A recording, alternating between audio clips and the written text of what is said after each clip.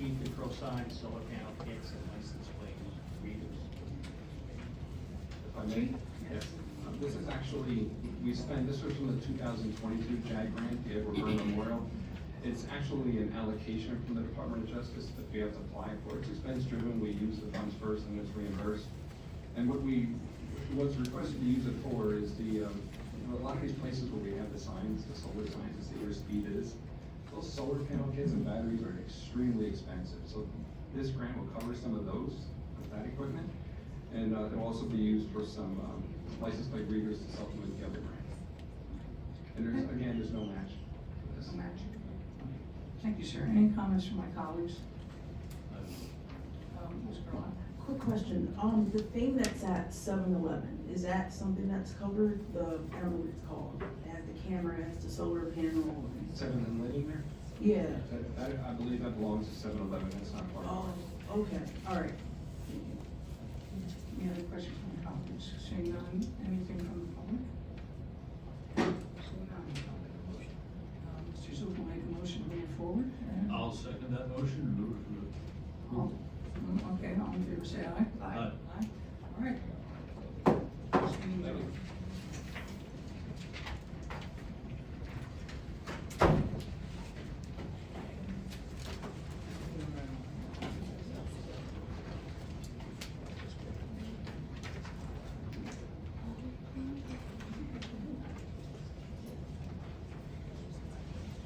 Okay, I have the distinct privilege now to offer a proclamation.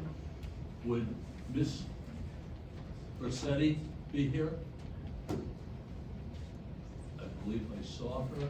And the family of Mr. Dave Roberts.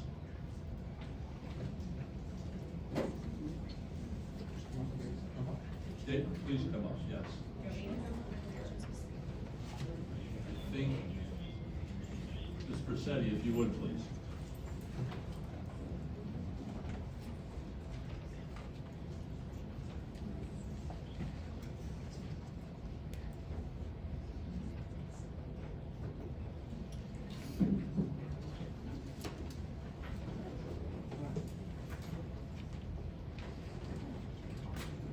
Good evening.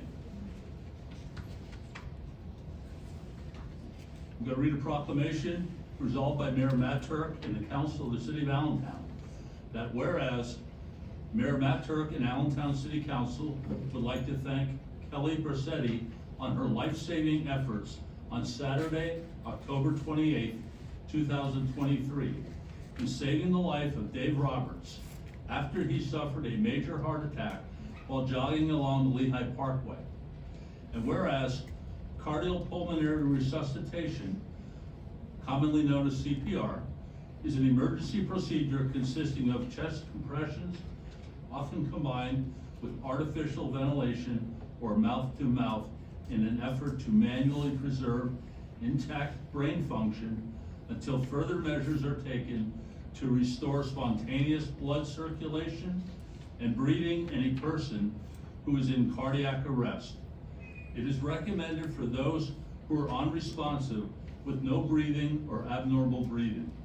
And whereas Kelly Bersetti is a wellness fitness teacher at Lehigh Career and Technical Institute, who is also a basic life support CPR AED instructor through the American Heart Association. And whereas Kelly Bersetti is an assistant cross-country coach at Parkland High School, was practicing with her Trojans near the Little Lehigh Trout Nursery, also known as the Fish Hatchery, heard the frightening and panicked screams asking someone to call 911. And whereas Kelly Bersetti saw a woman about 100 meters away kneeling over someone laying on the concrete and asked Parkland head coach Stephen Ott to call 911. That woman kneeling was Mrs. Beastie, present tonight. She was kneeling over Mr. Roberts. Whereas Kelly Bersetti sprinted towards Ann Beastie and started CPR on Dave Roberts, with whom begun to have a pulse soon heard the fire truck and ambulance arrive, and then the EMTs took over the resuscitation and transported Dave Roberts to the hospital.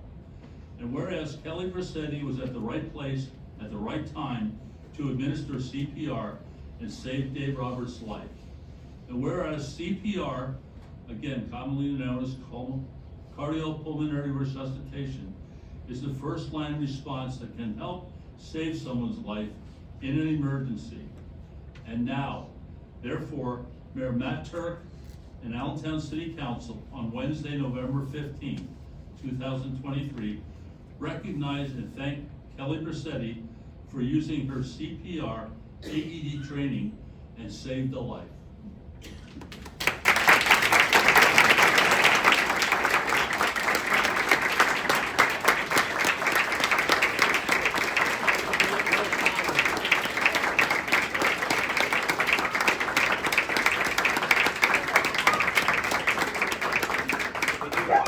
I'm going to share a quote from Mark Twain.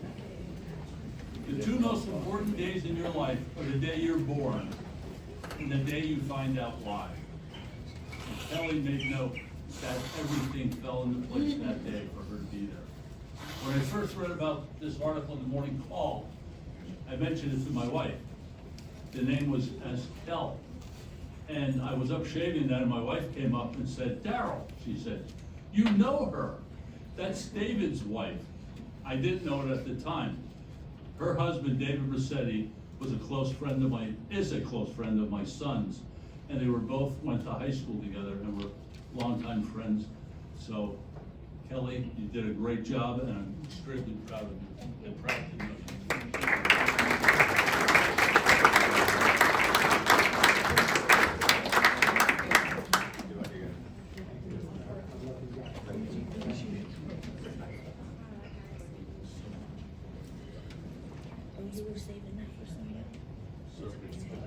Mr. Hendricks, we all want to shake her hand. Yes, we all want to shake her hand.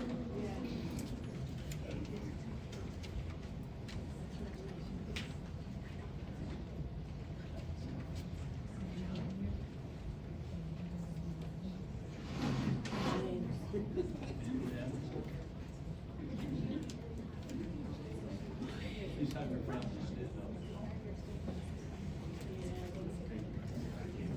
Look here.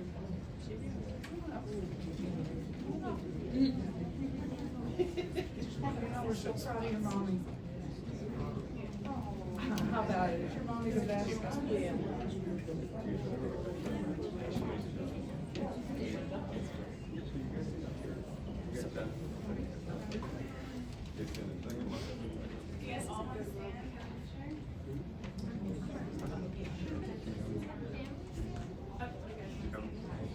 Please come on up, please. One, two. All right, awesome. Thank you. I have to just say that nights like tonight are so wonderful to see our citizens come together and save lives. This is, no matter what happens the rest of the year, I'm gonna remember tonight. Again, congratulations.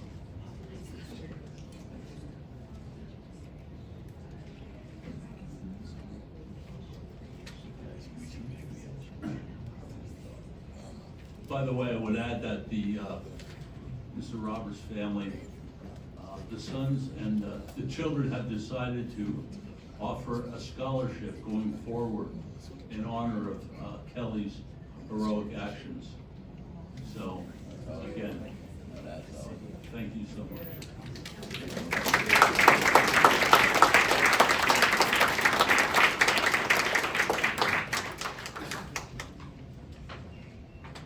Okay, we will begin the council meeting now.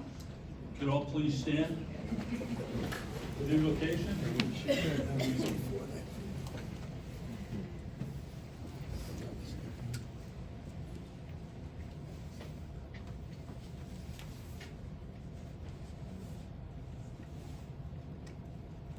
Thank you. I pledge allegiance to the flag of the United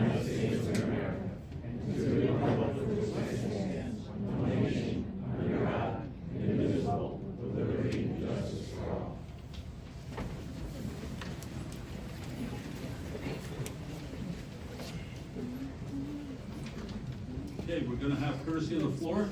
I just wanna make a couple of comments. Roll call. Mr. Allen.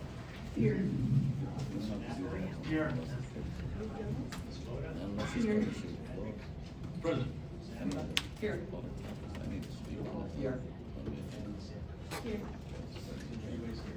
Thank you.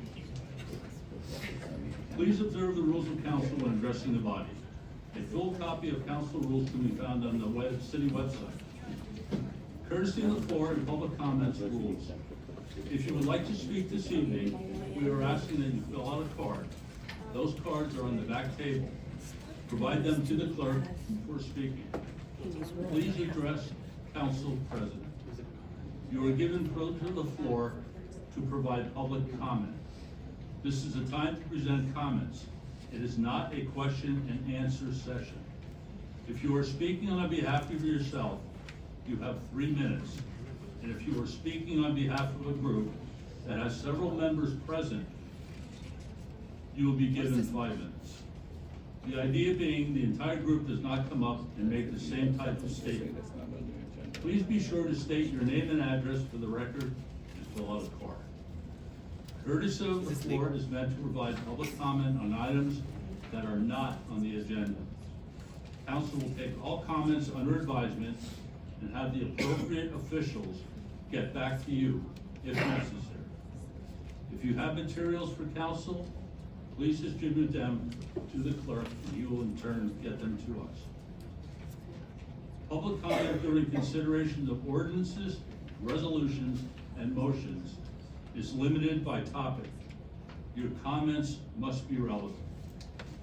Council will not entertain personal insults or attacks, name-calling, or other behavior that is inconsistent with the purpose of conducting official business. Refrain from using offensive language, cursing, and making noises while other people are speaking. Act with decorum. Remove your hat and turn cell phones off. Please be aware that comments or behavior in violation of these rules will result in a forfeiture of all remaining time, and you will be asked to remain or return to your seat. I would also mention that on Saturday, November 4th, there were certain comments made and threats made.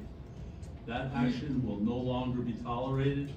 If any such happens, you will be removed. Thank you. Mr. Hanlon. I don't have any cards. You have no card? Okay.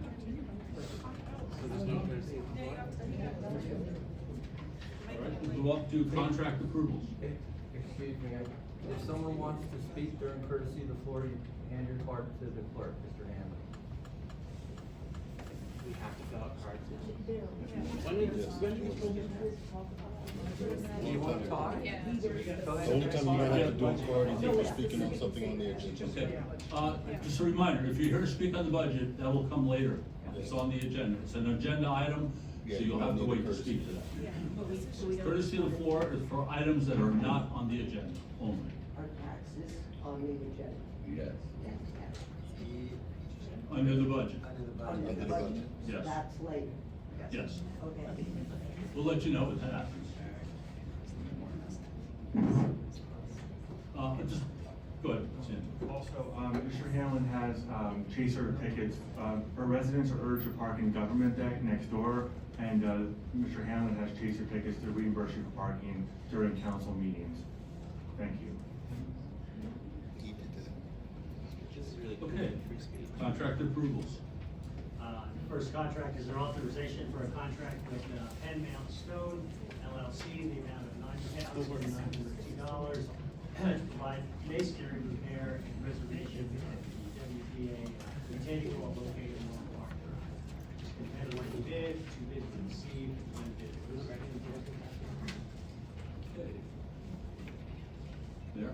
I believe that Ms. McNeil is available. Yes. She was going to describe the Yep. contract process. The bid was done as bid number 2023-41 and was advertised on September 25th, 2023. The public opening was held on October 24th, 2023. The city received 2 bids and 1 was rejected. As the department reviewed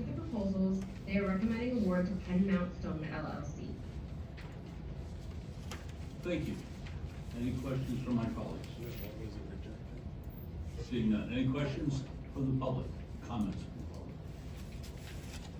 Seeing none. Mr. Hanlon, please conduct the vote. Ms. Zappa? Yes. Ms. Gerlach? Yes. Ms. Moda? Yes. Mr. Napoli? Yes. Ms. Santos? Yes. Mr. Zuko? Yes. And Mr. Henry. Yes. That's 7 yeas, Thank you. R 194. R-194 authorizes a lease agreement with the Lene Lenape Indian Association for commercial property located on Fish Hatchery Road for January 7th, 2024 through January 6th, 2049, a 5-year renewal option. Thank you. Mrs. McNeil? Yes, so this lease exceeds 5 years, so it is required to bring before council, so that is why it's protected. Okay, I just have a question on this. What is the amount of the lease? Annual lease payment? So it's currently at $1 a year. That's, our parks department decided that. I believe that was Mandy. That's with the Museum of Indian History. Yes. It's with the Museum of Indian History on Fish Hatchery, right? Okay. Yeah. All right, thank you. Any questions from my colleagues? Seeing none. Any comments from the public? What does the dollar cover? What are they leasing exactly? Sir, please. Well, you said raise my hand, I didn't fill out the card, cause. Yeah, Yeah, you don't have. you don't need for that. Yeah. Sit on it, wait.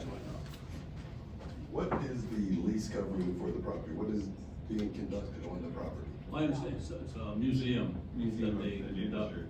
So they, in exchange, the lease terms, I believe, is most of the lease terms for $1, or the party's responsible for maintenance of the building. So it's in the older building out by the Fish Hatchery. Okay, just make sure. It's a museum and it's kind of a heritage of the area, and so in that reason why it's something that would benefit the community. Making sure it wasn't that house. Okay, any other questions? Remember that house they lived in for Comments? You have one? No? Okay. Mr. Hanlon, please conduct the vote. Ms. Gerlach? Yes. Ms. Moda? Yes. Mr. Napoli? Yes. Ms. Santos? Yes. Mr. Zuko? Yes. Mr. Hendricks? Yes. And Ms. Zappa? Yes. That's 7 yeas, Okay, minutes of previous meeting. and first set of amendments, rules minutes for October 18th. Ms. Moda? Yes. Mr. Napoli? Yes. Santos? Yes. Zuko? Yes. Hendricks? Yes. Zappa? Yes. Yes. 7 yeas, nays. Second set is for November 1st. Napoli? Yes. Santos? Yes. Zuko? Yes. Mr. Hendricks? Yes. Zappa? Yes. Ms. Gerlach? Yes. And Ms. Moda? Yes. Mr. President, 7 yeas. Thank you, Mr. Hanlon. Communications.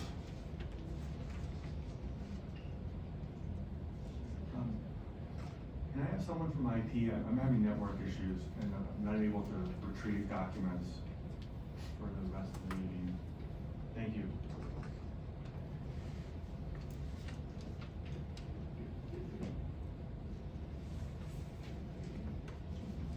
Okay, do we have anything for old business? Yes, I have something.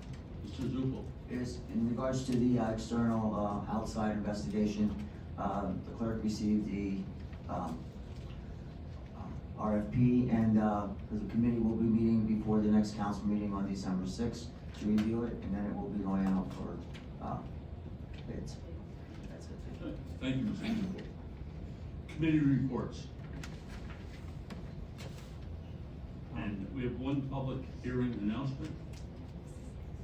Council will consider for a possible adoption an ordinance to amend the zoning ordinance of the city of Allentown to add a new section that would establish a new mixed-use overlay zoning district that would apply to approximately 195 acres of land formerly occupied by the Allentown State Hospital that is south of Hanover Avenue, south of East Allen Street, south of Juanita Street, extended generally east of Maxwell Street, extended north of River Drive and west of the city of Bethlehem border, as shown in more detail on the map that accompanies the proposed ordinance. Allow a variety of uses, including residential, commercial, recreational, and institutional uses, as well as selected industrial uses on a portion of the tract. And three, or triple I, add certain definitions to the zoning ordinance. City Council will consider the foregoing at a public hearing on Wednesday, December 6, 2023, at 6 p.m. in Council Chambers, 435 Hamilton Street, Allentown, Pennsylvania, 18101. Copies of the full text of this ordinance are available to any interested party for examination and copying at cost at the city clerk's office, or for inspection during regular business hours at the offices of this newspaper. I would imagine that's the Morning Call, and the Lehigh County Department of Law. City Council may adopt this amendment to the zoning ordinance at the regularly scheduled City Council meeting at 6:30 p.m. on December 6, 2023, immediately following this public hearing. Okay, moving on, Budget and Finance. Chairman, Mr. Napoli. Thank you, Mr. Hendricks. The committee has not met since the last council meeting. There are no future meetings scheduled at this time. Thank you. Community and Economic Development. Chairwoman, Ms. Moda. Thank you, Mr. President. The committee met this evening and the next scheduled for November 29th, where the committee will consider the zoning petition for the former state hospital property, and on December 6th to consider Resolution 202 that is being introduced this evening, a hard denial at 213 North 11th Street. Thank you. Human Resources Administration and Appointments. Chairwoman, Ms. Santos. Thank you. This committee has not met since the last council meeting, and there are no future meetings scheduled at this time. Thank you. Parks and Recreation. Chairwoman, Ms. Gerlach. Yes, thank you. This committee has not met since the last council meeting, and there are no meetings scheduled at this time. Thank you. Thank you. Public Safety. Chairwoman, Ms. Adler. Thank you, Mr. President. The committee met this evening. There are no future meetings scheduled. Thank you. Public Works. Chairman, Mr. Zupa. Thank you, Mr. President. The committee has not met since the last council meeting, and there are no future meetings scheduled. Thank you. Rules Chambers, Intergovernmental Relations and Strategy. As the chair, I am the chair of that committee. The committee has not met since the last council meeting. There are no future meetings scheduled at this time. We will not have a controller's report this evening, I don't believe. You can have Oh, he's on. I'm sorry, I apologize. Mr. Glazer, forgive me. Basically, I used to family business with, came up unexpectedly, so I can't be with you tonight, but I am on Teams. I have two quick reports tonight, Mr. President. Please do. Number one is the bank reconciliation for the month of July. An issue we noted that was in Parks and Recreation, deposits were not going to the bank within 3 days. Some of the deposits were held longer. That presents a possible risk. The department was advised, and along with finance, we'll work to make sure that in the future, all deposits make it to the bank in a very timely manner.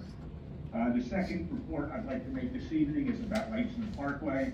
I think I sent this out to council last week. Lights in the Parkway, I totaled up the expenses and the revenue. And while, you know, it's my opinion that a general fund program cannot show a profit, because that's not the nature of the general fund. If you want something to show a profit, it needs to be an enterprise fund.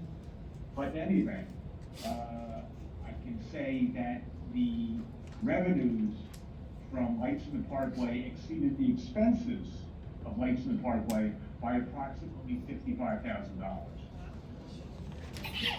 So that's really good news, and we, I'm sure the folks, the special events folks, are going to do a great job on Lexington Parkway this year as well. And that's my report for this evening, Mr. President. Okay, thank you very much, Mr. Lacy. Well, thank you. Mr. Mayor. Good evening. Good evening. Members of council, President Hendricks, I trust you're well. Last month, I delivered an ambitious 2024 budget with proposed improvements to the way that we do a lot of things in Allentown. It was an investment in better community engagement, in cleaner streets, in a sustainable future, in safer neighborhoods, and in the people of Allentown. I based a budget on what I've been hearing from residents for the past 2 years at places like City Hall at the table, at Courtesy of the Floor, in my everyday life, traveling throughout the city of Allentown. That budget hinged on a 6.9% property tax increase, and the feedback has been clear. I heard what you said. Now is not the time for an increase of that size. We're all here tonight because we believe that we can help the city that we love to do better. When I ran for office, I committed to things from keeping our residents safe and fostering economic growth, to maintaining clean parks and ensuring effective public services to keep Allentown running. We have to protect our residents individually, but also as a community. This investment is fundamentally unfair to neighborhoods. That's been the story of Allentown for a really long time now. We're still digging out from previous administrations' decisions and the consequences of those decisions. It's hard on our residents and it's hard on our employees. That's why later tonight, in the spirit of compromise, I'm bringing something different to you. I'll ask you to join me later in making an investment in this city that will be just for all of our residents. That concludes my report. Thank you, Mr. Mayor. Okay, ordinances for final passage. Bill 102.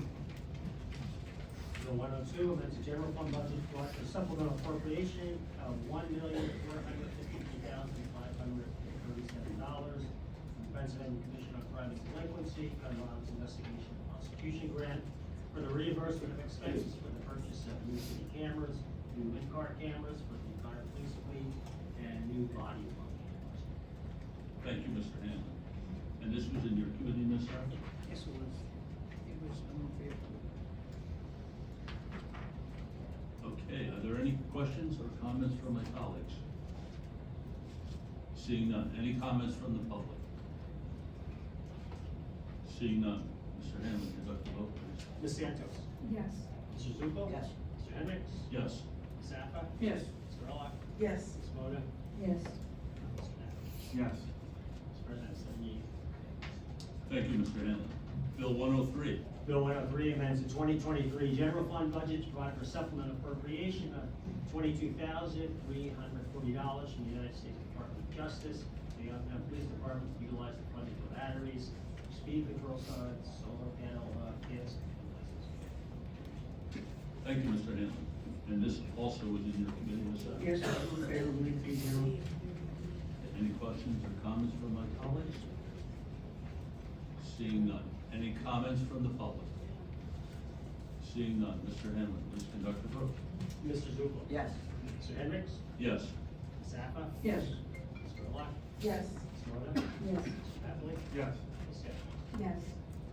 Mr. President, 7 yeas. Thank you, Mr. Hanlon. Moving on to resolutions for final passage. R-180 is a denial of certificate of appropriateness at 316 Ford. Thank you. Ms. Moto, this was on your committee tonight? Yes, and it was 3-0, and it was, if I'm not mistaken, it was a denial. Denial. Mm-hmm. Thank you. Any comments or questions from my colleagues? Just to be clear, Ms. Kistler, Ms. Kistler? We have the wording correct on that? Yes. Okay, I just wanna make sure, we had that. Yes, this was the, denial. Thank you. Any comments from the public? Seeing none, Mr. Hanlon, conduct the vote. Mr. Hendricks? Yes. Ms. Zappa? Yes. Ms. Gerlach? Yes. Ms. Moda? Yes. Mr. Napoli? Yes. Ms. Santos? Yes. Mr. Zupa? Yes. Mr. President, 7 yeas and no nays. Thank you, Mr. Hanlon. R 181. R 181 is a denial of a certificate of appropriateness at 932 West Gordon Street. This also is in your opinion? Yes, Mr. Hendricks, and it was 3-0, and it was approved with the condition of work in front of the property. Thank you very much. Would you like me to read the potential amendment? Yes, please. Okay, so the amendment would be after the last whereas, and it says, whereas after review, council finds a distinction between the front and west facades. Then it says, now therefore be it resolved by the council of the city of Allentown that the certificate of appropriateness is hereby approved, provided that the front facade to be replaced with wood or fiber cement bond. Thank you. Thank you, Mr. Hanlon. Any comments from the public? Seeing none. Mr. Hanlon, would like to vote Okay, on the amendment, do I have a first and a second? on The amendment. On the amendment. I will make a motion. I'll make a motion for the amendment to add that. And I would like to second it. Okay, on the amendment, Ms. Adler? Yes. Ms. Gerlach? Yes. Ms. Moda? Yes. Mr. Napoli? Yes. Ms. Santos? Yes. Mr. Zupa? Yes. Yes. Mr. President, 7 yeas and no nays on the amendment only. Okay, now let's, any questions, comments on the amendment? Seeing none. Any comments from the public? Seeing none. Let's conduct a vote on The resolution itself, Ms. Adler? Yes. Ms. Gerlach? Yes. Ms. Moda? Yes. Mr. Napoli? Yes. Ms. Santos? Yes. Mr. Zupa? Yes. Yes. Mr. President, 7 yeas and no nays. Thank you. R 195. R 195 is the appointment of 2 police officers. Police Department, Manuel Clinton and Gregory Cole. Okay. Mr. Gress. Good evening again. Good evening. 2 applicants in front of you tonight for approval. First one is Emmanuel Cintron. He's off the civil service competitive list. He is 32 years old. He is currently completing his degree at the Northampton County Community College, a graduate of Freedom High School from Bethlehem. He is not Act 120 certified, so he'll be attending the police academy beginning in early January. And in prior employment, he worked for the Northampton Transportation Authority. The second one is Gregory Gold. He is also from the civil service competitive list, 28 years old. He is a Saucon Valley High School grad. He does not have 120 either. He will be attending the academy beginning in early January as well. The prior employment, he worked as a landscaper, but he's also a military vet, currently enlisted in the National Guard, 2018 present. Okay, thank you very much. Any comments, questions from my colleagues? Any comments from the public? Seeing none, Mr. Hanlon. Okay, on the appointment of the police officers, Ms. Gerlach? No. Ms. Moda? Yes. Mr. Napoli? Yes. Ms. Santos? Yes. Mr. Zupa? Yes. Hendricks? Yes. Yes. Thank you. Thank you, Chief. R 196. R 196 authorizes the sale of police canine revenue to the Chief. Good evening, how are you Good today? evening. Chief Roper from the Allentown Police Department. The resolution I have in front of you today, it speaks to one of my canine partners who I grew up with in the department as well. And Canine Remy is somebody that began his career with Officer Tal Kashat, who was present with his family, and the rest of the canine team was to the back. So I want to acknowledge them and say thank you for being here tonight. Canine Remy began his partnership with Tal Kashat on May 8th of 2015. So for 8 years of service, they have been doing excellent work in the police department, helping out the patrol, helping out investigations on different cases. Over time, Remy is currently 11 years old. He's been through a lot. Did have a surgery previously in which we really saying our prayers for him. Remy pulled through, and that speaks to the dedication of the canine team that we have here at the Allentown Police Department. I would just like to invite Officer Kashat to come up here just briefly to give a little rundown about Remy. Certainly.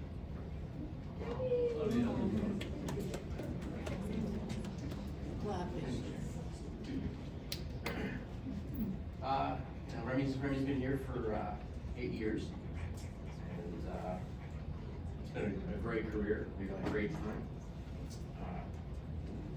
We're very much both looking forward to retirement. It's always a hope and dream to be able to retire together, and things have worked out, so that's going to be a possibility and have that happen. So we're very grateful for the community support that we've had over the years and the support of the administration and my coworkers over the years. It's definitely made the ride very enjoyable and the experience something that I will always will treasure. People always say, you know, when you're a dog lover, you experience the relationship of having your house dog, and that's one amazing relationship. But then when you go to the next level and you become a handler and you're responsible for this individual every day, and we spend countless hours with him every day and go through the things that we've gone through in the past 8 years, puts your relationship at a whole different level. He's been an amazing asset to the community. He's been an amazing family member, and he's been a great best friend to myself. Thank you so much for your service and for your part of your service. Thank you, sir. I just want to sum it up by saying thank you to his family who's here tonight, and also to the K-9 team that's here. It's about family, it's about bonding, it's about camaraderie. It's not just about the Allentown Police Department, it's about serving our community. So thank you for the opportunity to talk about this resolution this evening. And I'll take any questions if you have any. Thank you, Chief. Any questions, comments from my colleagues? See none. Any comments from the public? Yes, sir.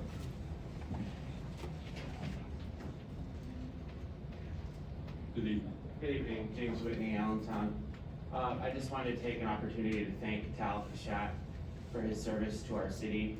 He's served our city with compassion, with bravery, and I've gotten a chance to get to know him and his family a little bit. And I just want to say what an absolutely incredible police officer he is. And I think that the reason for that is what a wonderful man and husband and father he is. The way that he loves his family is what he'll be remembered for.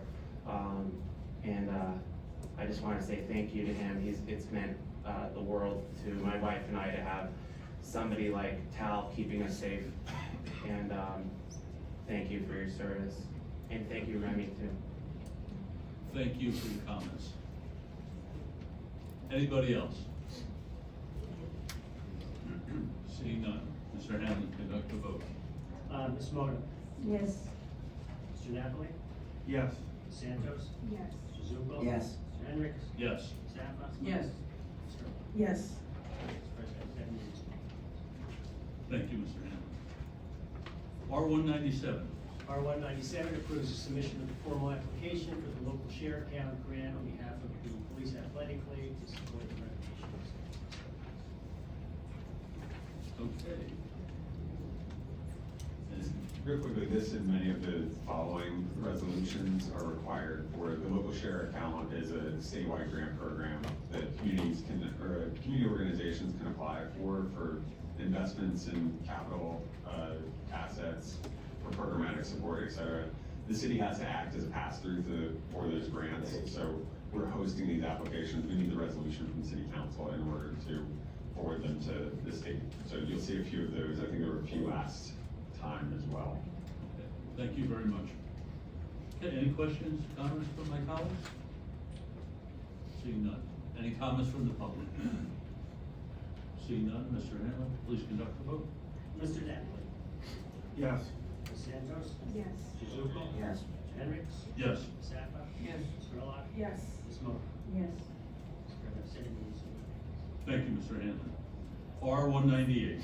198 accepts funds awarded by the Department of Homeland Security under staffing for the adequate fire and emergency response program to fund 12 new firefighters. Thank you. Chief, do you want to comment on this? It's up to you. I mean, obviously, this is a grant that's being awarded to us. You know, we've been talking about it. We're going to do what it is. So, this is the acceptance. Okay, thank you. Any comments? comments, questions from my colleagues?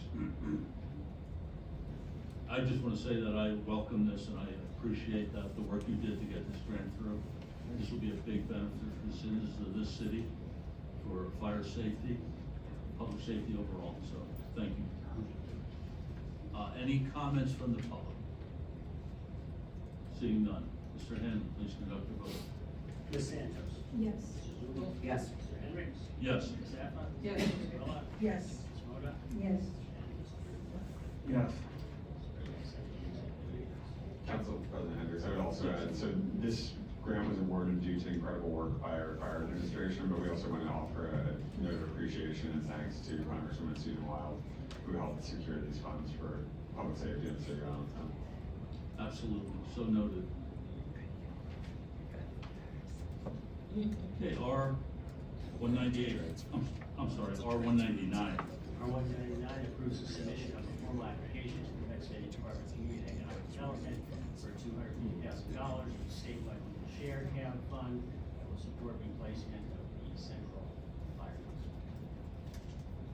Okay. I think that's kind of self-explanatory. Any questions, comments from my colleagues? Seeing none, any comments from the public? Seeing none, Mr. Hanlon, conduct the vote. Mrs. Zuko? Yes. Mr. Hendricks? Yes. Ms. Zappa? Yes. Mr. Miller? Yes. Ms. Moda? Yes. Mr. Napoli? Yes. Ms. Santos? Yes. Thank you, Mr. Hanlon. R 200. R 200 approves the submission of a formal application for the local share account grant on behalf of Resurrected Life Community Development Corporation to support the rehabilitation and renovation of these facilities. Want to comment on that, Mr. Mayor?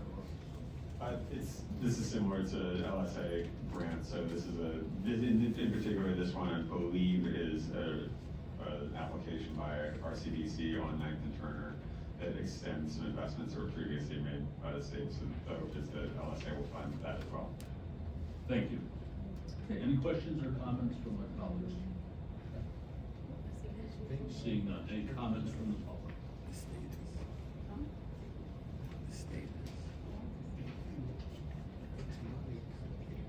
I know I can't address the mayor. You know, please. How do you approve this money here? Very quickly, that last part that you just said. That they allocated more money for 9th Turner? Is that what I understood? It's a grant from the Commonwealth of Pennsylvania, so this doesn't come from the city of Allentown. But it's still somebody acting like, trying to get that man more money. Have you seen that man's presentation? Have you seen his church? How are we trying to get him more money, man? How? Sir, Mr. But Councilman, have you seen that church, the condition of that church? No, I'm I not- have not. Okay, so tomorrow, you and I are gonna meet, I'm gonna go see the condition of the church. Then, we're gonna take a drive to Gregory Edwards' house, I see the condition of his house. Before we give that man any more money, you're gonna see what we're talking about, okay? Let's do that. Nobody gave Before me money yet. Before we do, I'm talking about from this day forward, sir, this is what me and you are gonna do, so you're gonna do for the community. You're gonna meet me. All right. We're gonna go see this man's church, and then we're gonna go see his Thank house. you. That's all I have to say, okay? Thank You're gonna do your job. Any other comments? Mr. Hanlon, conduct the vote, please. Mr. Hendricks? Yes. Ms. Zappa? Yes. Mr. Miller? Yes. Ms. Moda? Yes. Mr. Napoli? Yes. Ms. Santos? So what was the vote? What's the vote? Thank you, Mr. Hanlon. R 201. R 201 approves 2 transfers, and it's in fire, and it's $220,000 in EMS for premium pay, needed now for the remainder of the year, and $11,250 in council budget to allow the purchase of, Okay. Any questions from my colleagues? Comments? Any comments from the public? Seeing none. Mr. Hanlon, conduct the vote. Ms. Zappa? Yes. Ms. Gerlach? Yes. Ms. Moda? Yes. Napoli? Yes. Ms. Santos? Yes. Mrs. Lugo? Yes. And Mr. Yes. Hendricks? Okay, thank you, Mr. Hanlon. Now we will move to action on the budget. At this time, Mr. President, I'd like to make a motion to suspend the rules. Okay, I'll second. motion made to suspend the rules, seconded by Ms. Gerlach. You have to explain why it's suspended rules. I just wanna make clear what rule we're suspending, because the rules require, 5 votes to override a veto, we're not suspending that, Okay, right? The rules permit reconsideration right. of an ordinance following a veto, and that the council may override the veto by passing a resolution, but that it requires 5 votes, so I don't want to suspend that. I believe what Mr. Zuber is asking is suspend the rules to put this item on the agenda. Oh, to place it on the agenda in terms of timing. Very good. Just suspend the rules and put it on the agenda. Very good, thank you. I'm sorry, I wasn't following. Okay, motion to suspend the rules and to place R203 on the agenda. This motion will simply suspend that rule and place it on the agenda. Ms. Gerlach? Yes. Ms. Moda? Yes. Mr. Napoli? Yes. Ms. Santos? Yes. Mr. Zuber? Yes. Mr. Hendricks? Yes. Ms. Zappa? Yes. So we're gonna have 7 yeas and no nays. The resolution reads as follows, whereas Mayor Turk has vetoed council's approval of the 2024 proposed budget with a 0% tax increase, and whereas Allentown City Council finds that no tax increase is preferable, recognizing the trash fee will increase by $40, and there's a proposed $100 average increase to water and sewer rates, whereas Allentown City Council realizes the mayor and administration can introduce further amendments to the proposed budget next year. Now therefore, be it resolved that the council of the city of Allentown hereby overrides the mayor's veto. Thank you, Mr. Hanlon. Any comments, questions from my colleagues?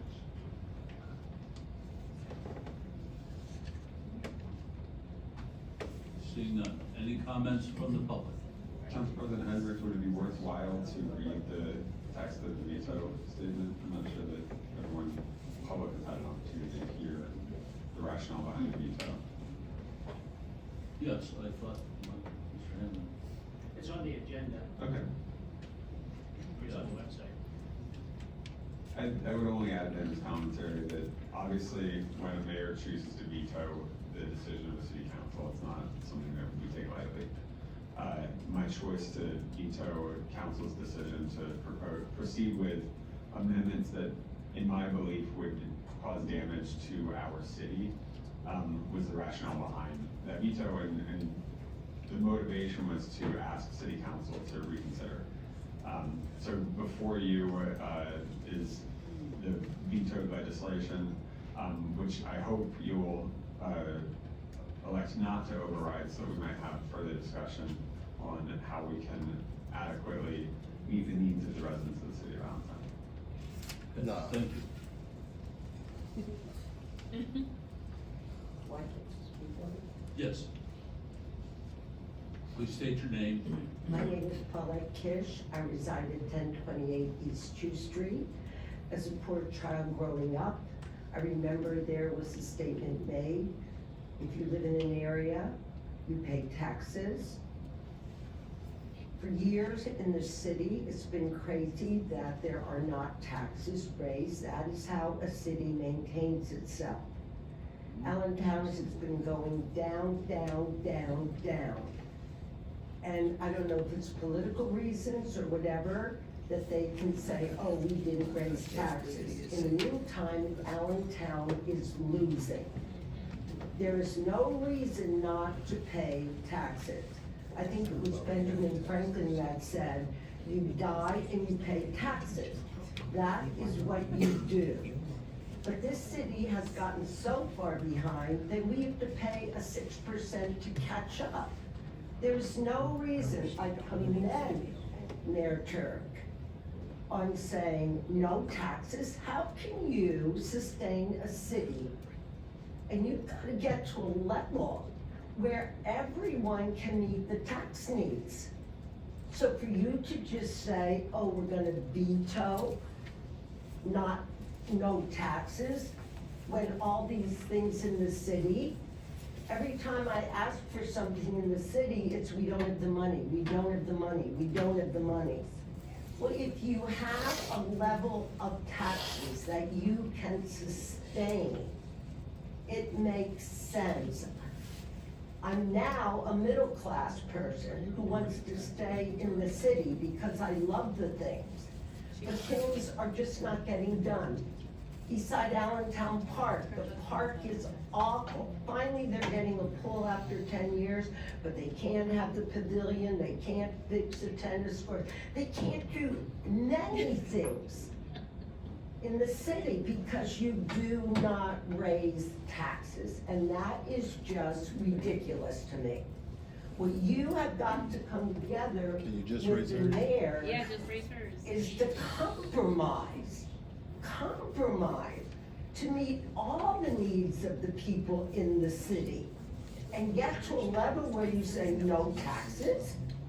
It's not even reasonable if you want a city to sustain itself. So please consider some kind of resolutions that the two of you can somehow to get together, that we can get a sustainable level.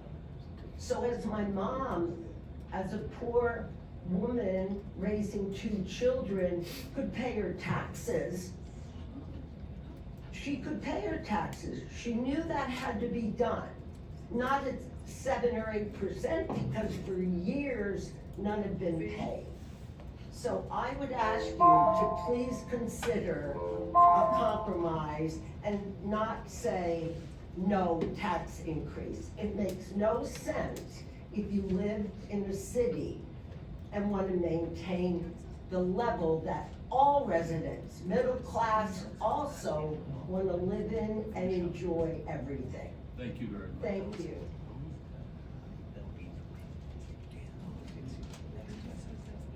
Good Good evening. Thank you for letting me comment. My name is Tinka Conwalker. I live at 208 North Marshall Street, and I am a resident of the city of Allentown. I'm also a member of the Allentown Environmental Advisory Council, but I'm here today to speak as a concerned resident of the city. And my message is basically the same as the person who was here before me. Please, let's not follow in the steps of the federal government in our inability to compromise and to do the right thing for this city. Overriding the mayor's veto today would signal that city council is unable to compromise even a little bit. Despite the compelling comments that were submitted by the Allentown Environmental Advisory Council for the November 4th meeting, in which the City Council's 2024 budget modifications eliminated the position of Sustainability Coordinator. And we really gave some very strong comments on why that's not a good idea. And other cities smaller than ours have gotten these positions filled and are benefiting greatly, reducing their costs, bringing in more money, saving themselves from having to raise taxes as much down the road, and developing more sustainable cities as a result.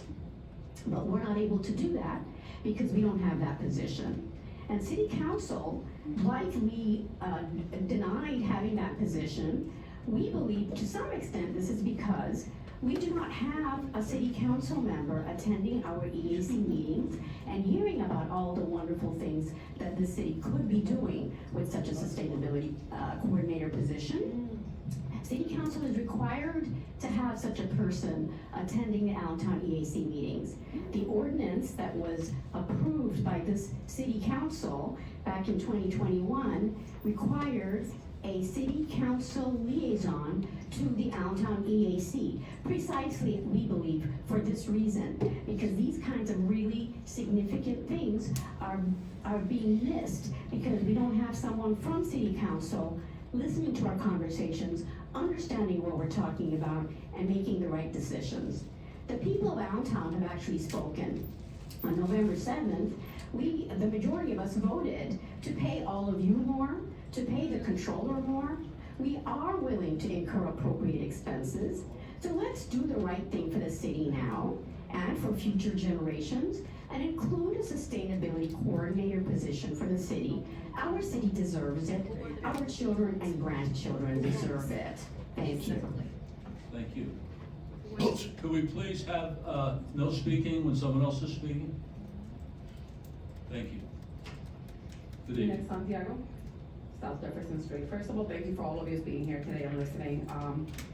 There is such thing as a check and balance, right? And I remember on the meeting that at 9 a.m. in the morning, half the city decided to stop by. You heard every single person that stood up here, including a senior citizen that was almost in tears because he could not afford another dollar.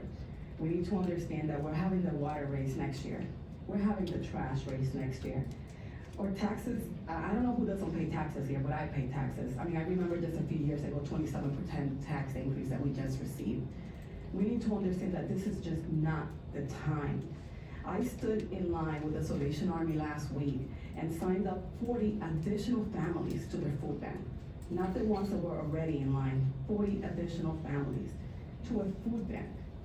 I need everyone to stand strong and understand that there's a check and balance for a reason. You made a decision. You made the right decision. Another dollar could break a family. Incomes are not going up. What do you think is gonna happen to the renters? Right now, there is no rent control in the entire state of Pennsylvania. A landlord that gets a $30, $40, $50, $100 tax increase is going to raise that rent $100, $200 a month. We're seeing this right now. I could only imagine what is going to happen. I don't want any more people being on shelter in this city. I know that we heard that that is not a problem of the city, but it is. It is. When they're knocking on our doors and our nonprofit down because they don't have a place to go, and I have no answers. We have no more answers. We have nowhere to put these people anymore. I recently took in 3 little girls and their sister. That's 4 people. I already have my grandmother living with me because she cannot afford to live on her own. How many more families need to live like this in this city? It sounds like there's quite a few people that want taxes raised. Maybe a GoFundMe for them to go ahead and donate whatever money they feel they have extra in their pocket. But people like me don't have that. We don't have an extra dollar. I don't have another 50 cents. I'm applying for LIHEAP this year for the first time in a decade. And there's more just like me. So please stay strong. Please, I'm asking you to stay strong. If another $7 is not gonna break somebody's pocket, then why are we talking about it here today? It shouldn't matter. Please, say no. And we can't have another tax increase. Thank you. Good evening. Good evening. My name is Dieter Kretschy. I live in North Marshall Street. I've been there about 3 or 4 years. I took a look at what you guys are doing on budgets and on salary increases. This young lady that was just here is quite right. The poor in the city can't afford a tax increase. How can you afford to sit here and get a 2.5 time increase in your salary? Have you budgeted that? Where's it coming from? These people right now can't afford a tax increase. The Councilwoman Affa, last time I was here, said the last increase was, tax increase was 27%. Is that what you're shooting for in 3 or 4 years? You're gonna kick the ball every year, until one day, this woman and her constituents or her friends are gonna get nailed with 27%. Is that what you're shooting for? What's wrong with 2.5% a year? And your salary increases of 2.5 times? You can sit here and look at these people's eyes and say, I got mine, did you get yours? That's not how this works. That's not how it works. You gotta be honest and open with everybody. If you want that kind of a salary increase, you gotta make sure that these people may not get a tax increase this year. When? Next year? Be 5%. Year after that, it'll be 7 to 8 to 9%. Do you have programs to help these people? I live in the West End. I don't mind paying a few dollars more. I don't, not rich, but I don't mind because I can afford it a little bit better than the folks that the young lady was just talking about.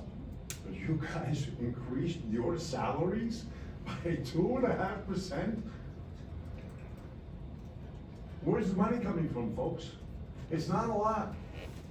It's not a lot, it's $90,000 total from 36. Doesn't break any banks. But the gall to sit here and vote yourself that increase, and then look at these people and say, you're not gonna have a tax increase next year, but wait till we raise it for you for 20, 15, 30%. That's not how businesses operate. And you guys take money from us to spend. Are you spending it right? Are there programs for these people? They're good programs to take it from us. Thank you. Thank you. I don't normally do this, but I am gonna make a comment. I want to commend everybody for the increase you voted for my council members and myself. But understand this, none of us will be getting that increase unless and until such time we run again and we win. So there's gonna be no money in the budget for increases for us. At a minimum, not for at least 2 years. I guess you know, regardless, you're not gonna be getting that raise anyway, right? No. Okay? We're praying on that. Thank you all. And again, I commend you. My colleagues worked extremely hard, put a lot of hours in. I think it was a fair and honest increase that was given, but we will not see it unless we run again. Some of my colleagues won't see it for 4 years, and then only if they run again. Those 3 members who were just recently elected will not get that for 4 years. So, thank you. May I also add, I want to also add that we didn't vote it in, the citizens voted it in. They're the ones that voted for us to have the raise. Thank you. Please come forward. My name is Barbara Miller. I live at 2119 West Washington Street in Allentown. I apologize for coming before you not appropriately dressed, but I didn't have time to change when I got home because I spent the whole day doing volunteer cleanup, mowing, and weed whacking at Union and West End Cemetery. Union West End Cemetery, Councilman Affa's favorite cemetery. But anyway, my reason for addressing you is I ask you not to override the mayor's veto. The tax increase that he's asking for a senior like me on limited income, but not in financial distress, obviously, I can handle that. What I would not be able to handle would be failure to do a tax increase, which would start to undermine the city services that I really depend on. From what I see, we get real value for our money from the city and the city's employees, and I truly believe, this tax increase is modest, appropriate, and necessary, and I thank you very much for listening to me, and I ask you not to override his veto, but rather to adopt the budget with a modest increase that he asks for. And although that increase isn't gonna hurt someone like me, I will look for ways as a citizen of Allentown to help the folks in my city who feel that it would hurt them and try to help them get the services they need to be able to live their lives the way they need to. Thank you for listening. Thank you.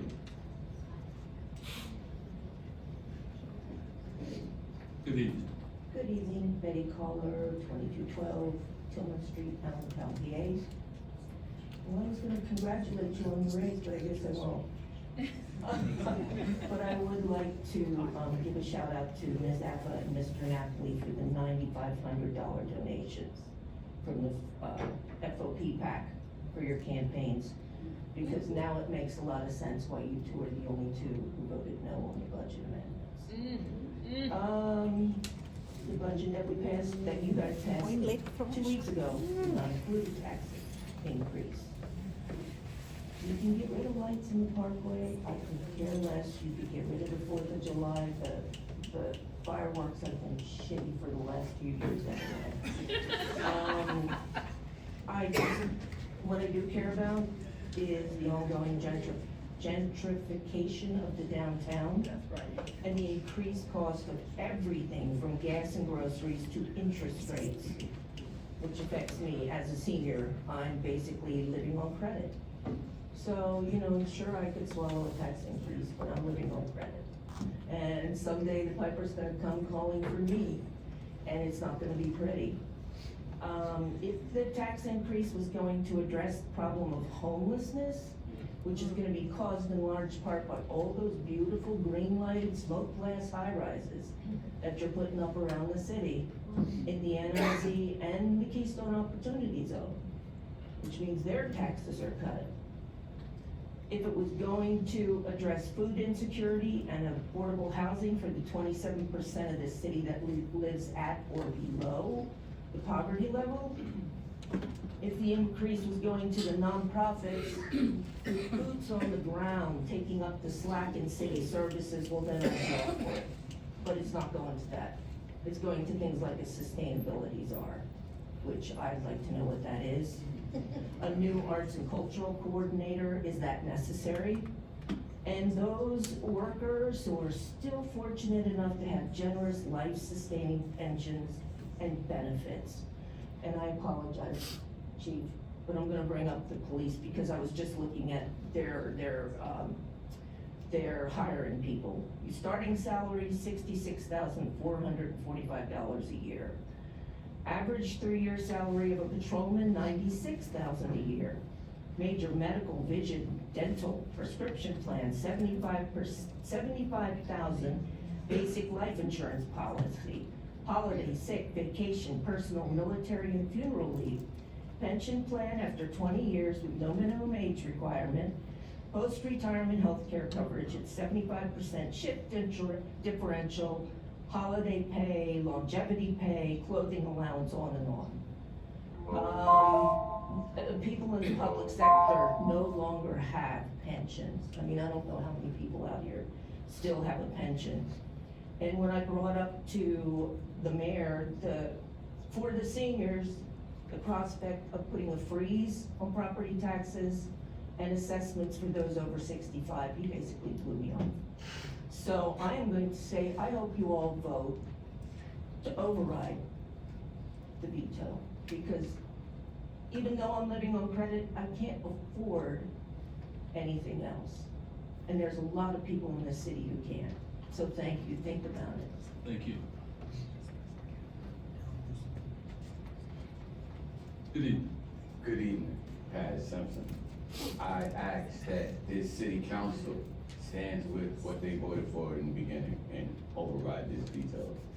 Unfortunately, 1 out of every 5 students in Allentown School District is homeless or hungry already.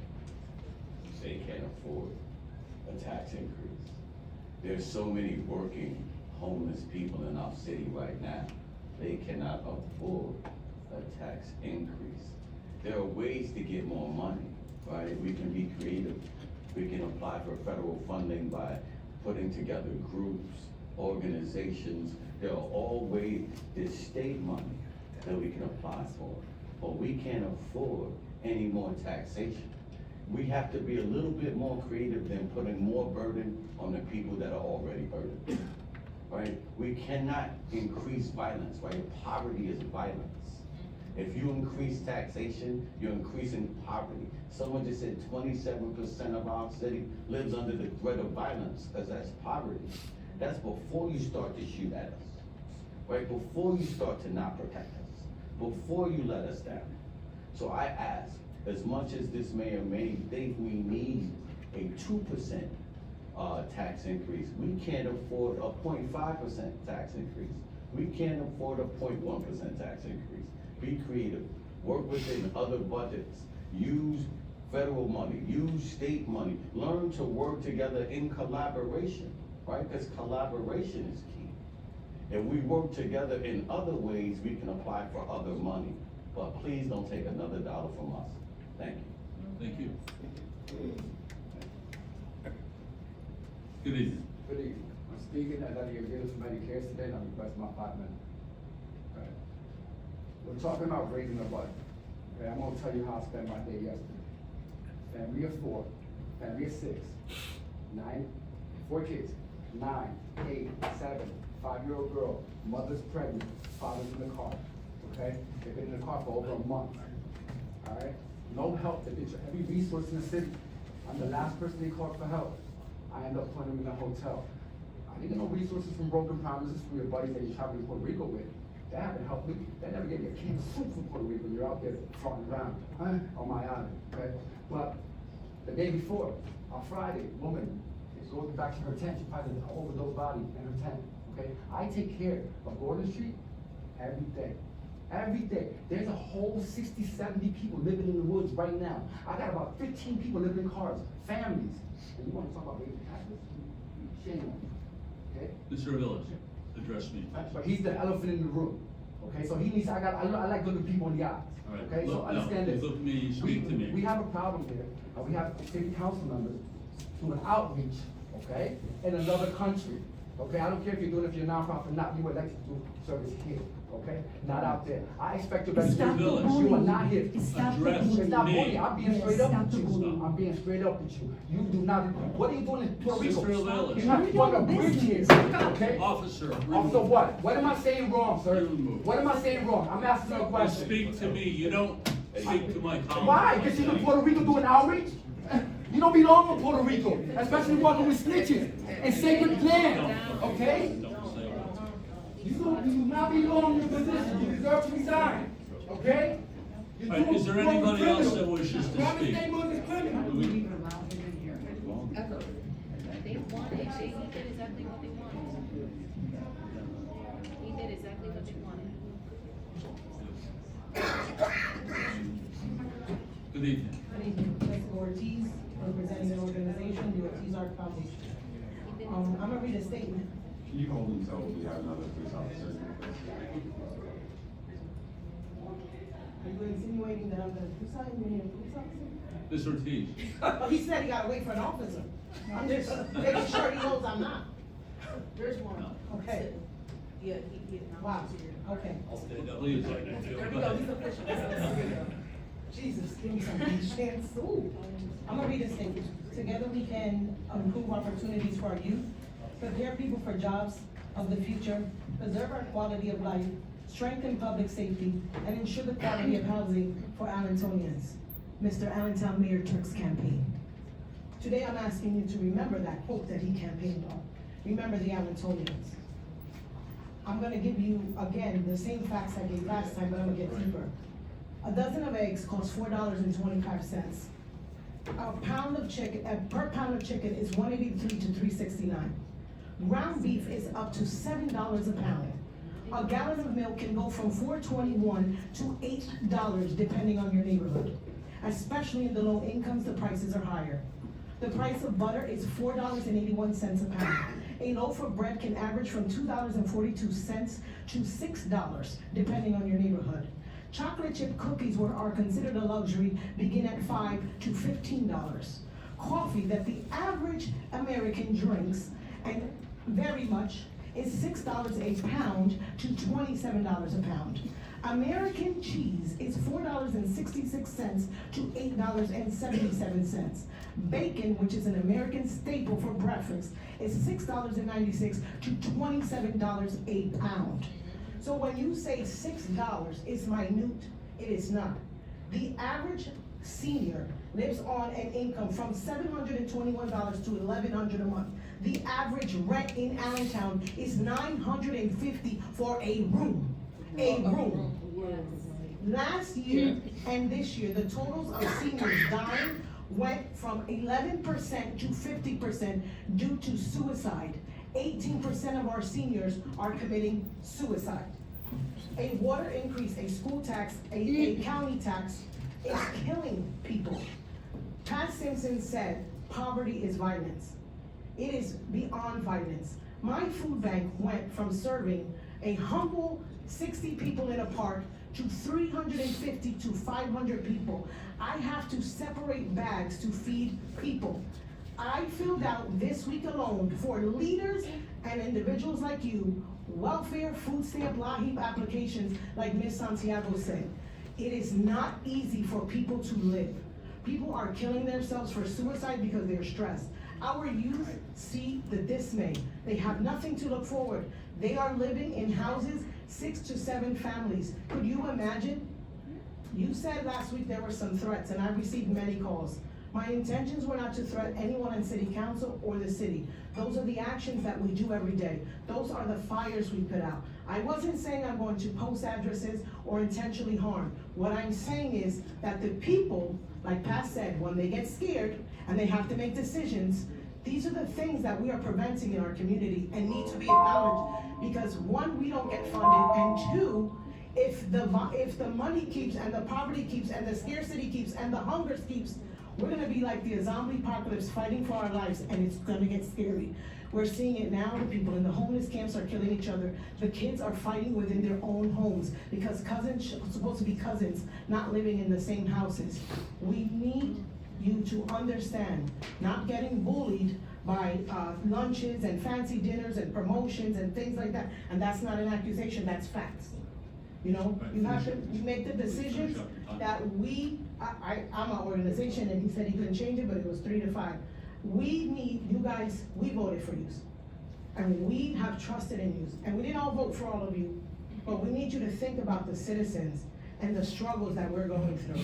It is not easy, and it is very hard. Thank you. Thank you.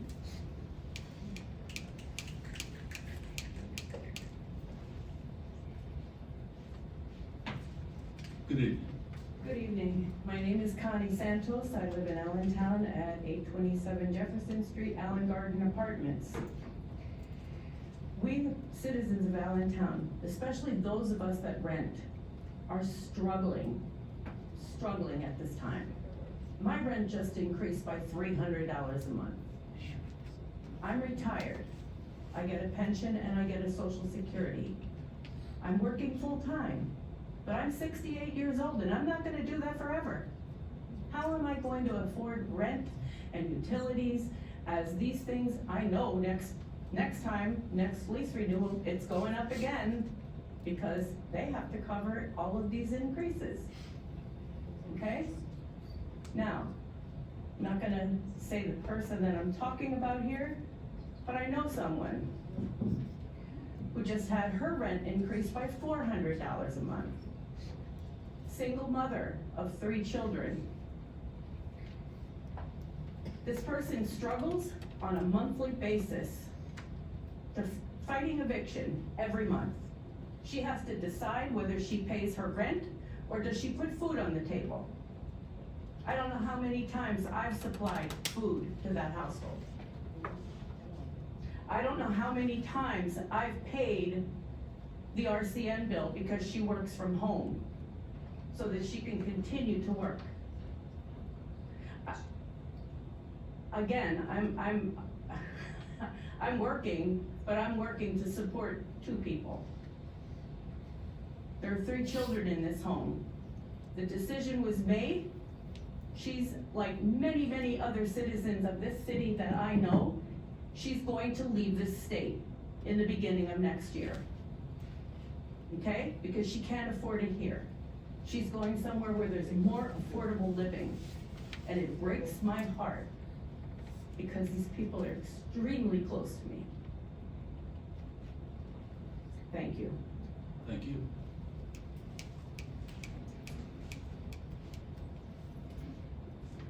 Hi, my Good name evening. is Karen Costin here on behalf of the NACP. I'm sorry Could you for my speak into voice. the mic, please? I am. I'm sorry, my voice is a little hoarse. I've been sick since last week. I'm here on behalf of the NAACP Allentown branch. I just wanted to reiterate basically that we get a lot of calls from people who are in need, and our resources are very limited on what we can do. We have a woman who is being evicted from her home, even though she paid a whole year's worth of rent because her house now has mold, but she can't find another place to go in this city because the rents are so expensive. She's on a fixed income, and no one has been able to help her with anything. And I just wanna speak on my behalf that and this is not a pity party at all, but just like, the previous person said, we're living on credit. My dad just died last year, this past week actually, and I just had to put him on credit, you know, and that's another expense. And my mom is on a fixed income. She's on disability after working so many years in the Lehigh Valley Hospital. I can't afford to move out on my own because I can't afford an apartment in this area or a home because people are coming with cash, offers and I can't compete with that. You know, I'm a single mother. I don't have anybody else to fall back on. And now I have to help my mother, who's a widow, who's a newly widow. And I just want to remind you guys of the people who actually vote in this city. It's the people, the majority of the people who vote are on the west end. It's not these people in need, because while people are worried about voting, our people are worried about getting food on the table, or how they're gonna meet that rent, or that light bill, or that water bill, or the sewer bill. How they're gonna feed their kids, how they're gonna get the shoes on their kids' feet. For the first time since I was like 10 years old, we're gonna go to one of those drives to get a turkey, because this year we can't afford it because how expensive everything is. And that's the type of things that we're enduring in this city. We can't afford another tax increase. We had 27% just a few years ago, 2 years ago, I believe it was. It was 2019, right? 2019? So, yeah, we can't afford that tax increase. This is about the people. This is about our community, and that's what you guys should be focused on. That's why you were all elected for these positions, to worry about us. But if you're not worrying about us, then, you know, we're just gonna have to rule you guys out, and that's just what it is. But please do the right thing. Stick to the no increase, because it's detrimental for our community. Thank you. Is there anybody else? Okay, Mr. Hammond. Okay, this is on, the resolution to override, the mayor's veto. We need 5 votes to override the veto. Ms. Gerlach? Yes. Ms. Moda? Yes. Mr. Napoli? No. Ms. Santos? Yes. Mr. Zuko? Yes. Mr. Hendricks? No. Ms. Appa? No. Of course. 4 yeas and 3 days, it fails. Of course. It would be those. Same people live on the west end. Same people who live on the west end. At this time, I'd like to make a motion to at least hear the administration's proposal and understand what he's proposing with the compromise for the new budget. Make sure we know Hendrick's son is gonna get a promotion tomorrow, right? And a pay raise, and the 5th floor, and all that other. I'll second that motion. Motion made to consider the override and adoption of the budget at, the mayor proposed his compromise budget at 2%. Motion made by Mr. Santos, seconded by Ms. Apple. And I believe that this, So I'm thinking, could I restate this? So is the motion to reconsider, the bill that the mayor voted to bring it in front of you and have the mayor address his proposal? Yes. Yeah. Okay. so I can address the 2% proposal that I forwarded to city council. Okay, yeah, great. Proceed. Thank Do you you. have to vote on that, if that was a motion made? Yeah, it has to be public comment.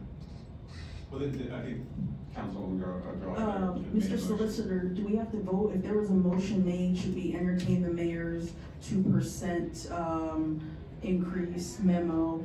And then it was seconded, if there's a motion on the floor, so now do we have to Well, you vote would, to entertain you this? could entertain comments prior to voting on it, but I wanna know, can you just state the motion, please?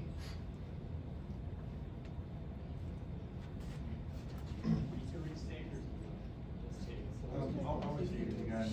I'm just making a motion to reconsider the general fund budget and amend it to reflect Mayor Turk's second version at 2%. Okay, and who seconded it? Okay. So then I would do, is there comments from the dais and comments from the public, and then I vote on it, and then I would entertain comments from the mayor if it passes. Okay. Comments? Just to keep it procedurally consistent. Comments from my colleagues? Ms. Gerlach. Youssef. The reason I'm going for this is because I think we need to listen to the mayor again. 2%, I understand everyone's concern. I'm not in favor of ever raising taxes, no one is. The woman that was up here earlier said, it's true, we'll always pay taxes. And if we don't, right now, everybody's saying we can't, this isn't the right time. When is the right time? What's gonna happen next year? Someone talked about the 27%, and that increase was because we didn't have a tax increase for 13 years, and now we haven't had one for 5 years. My fear is, if we don't negotiate and consider this 2%, I believe in the beginning, the mayor, now he has cut a lot of that fat off. These are the things we were concerned about, the upgrades and so on and so forth. We went back to the drawing board, and now my concern is public safety, and my concern is the paramedics, public works, our roads, things like that that could be affected if we don't raise it 2%. If we don't raise it this year, I'm going to be sitting here next year, and the year after, and the year after, and I'm going to have to listen to the same thing over and over and over again. So many of the citizens complained with the 27% and said, quote unquote, was in the paper, why can't we do it in increments? This is an increment, this is 2%, and my fear is, what about next year? You're gonna come here next year and it might be worse. And what's gonna suffer is your services are gonna suffer. Our paramedic was there, within 2 minutes to save that man's life. These are things that you taxpayers, property taxes, not county, not school, just your property taxes is what you are concerned about. And this is what you should get for that. You should get the best police department, best fire department, the paramedics should be there when you're having a heart attack, and our roads. These are the things your property taxes pay for. And how are we gonna do this if we never raise the taxes? I don't see our economy being much better next year. Then we're gonna sit here the same way, and we're gonna hear the same things, but next year, it might have to go up by 4% or 5%. So this is the reason I believe the 2% is something that's negotiable. I think we need to negotiate. We just can't sit here and say no for absolutely no reason. I understand the plight of so many people, but I'm telling you right now, if we don't raise the taxes now, when do you think we should raise the taxes? And don't wave your finger at me up there. Thank you. Be polite. Thank you, Ms. Gerlach. Ms. Gerlach? Yes, a number of people in the public have alluded to the fact that when and if we raise taxes, we don't do so in a vacuum. If we knew that the cost of water wasn't gonna go up by $100, if we knew that the school taxes, they go up every year, if we knew that wasn't gonna happen, if we knew the sewer rates weren't gonna increase by 11.6%, if we knew that 1 and 2 bedroom apartments in the city of Allentown didn't increase by 41%, if a studio apartment in Allentown, a studio, didn't cost $1,611, then 2% raise would be, 2% raise in taxes would be okay. But unfortunately, a 2% increase in taxes is happening combined with everything else, so that a 2% increase actually feels like more to the average person. If you look at the MIT calculator, the living wage in the Lehigh Valley for 2 adults, 2 children is $38,000, a little bit over $38,000 a year. For 1 adult, 1 child, that would have been my household growing up, $34,000, almost $35,000. According to the Bureau of Labor Statistics, the average wage in the Lehigh Valley It sure ain't that. It's 27,000. So that means the average person in the Lehigh Valley in Allentown does not earn a living wage, does not earn enough to survive. So I will not be supporting this tax increase. We heard that if we didn't pass a 6.9% increase, that it would be devastating, that it would cause damage. Then when we were presented with a 4.57% increase, we were told if we didn't pass that, it'd be devastating and cause damage. Now, we're being told that a 2% increase will be devastating. If we don't pass that, it will be devastating and cause damage. So, what would really help me is at some point from the administration to get some specifics. Not just, hey, if we don't raise taxes by 2%, fire trucks aren't gonna show up. No. How many shifts will be decreased? How many uniforms will not be purchased? How many potholes will not be filled? How many lights will not be strung up? Ma'am, stop. You know my name. Mrs. Caller, stop. Thank you, don't call me ma'am, you make me feel old. Even though I am over 65. Not what was intended. Thank you. So, Sorry. no problem. So to continue, to get those specifics, because what's not clear to me is at 6.9% increase, it was going to be devastating and cause damage, but nothing specific on how the damage would be caused, specifically how would it be devastating, not just general statements of what could possibly happen. That would just be helpful to really get those, like, the way I would envision is perhaps the administration has done this, picking a specific department and showing us that if we don't do this 2% tax increase, how that specific department will be affected at a micro level and therefore affect the services of residents. We haven't been shown that. Maybe some of you have when you met with Matt. I have not. So it would be helpful to get that.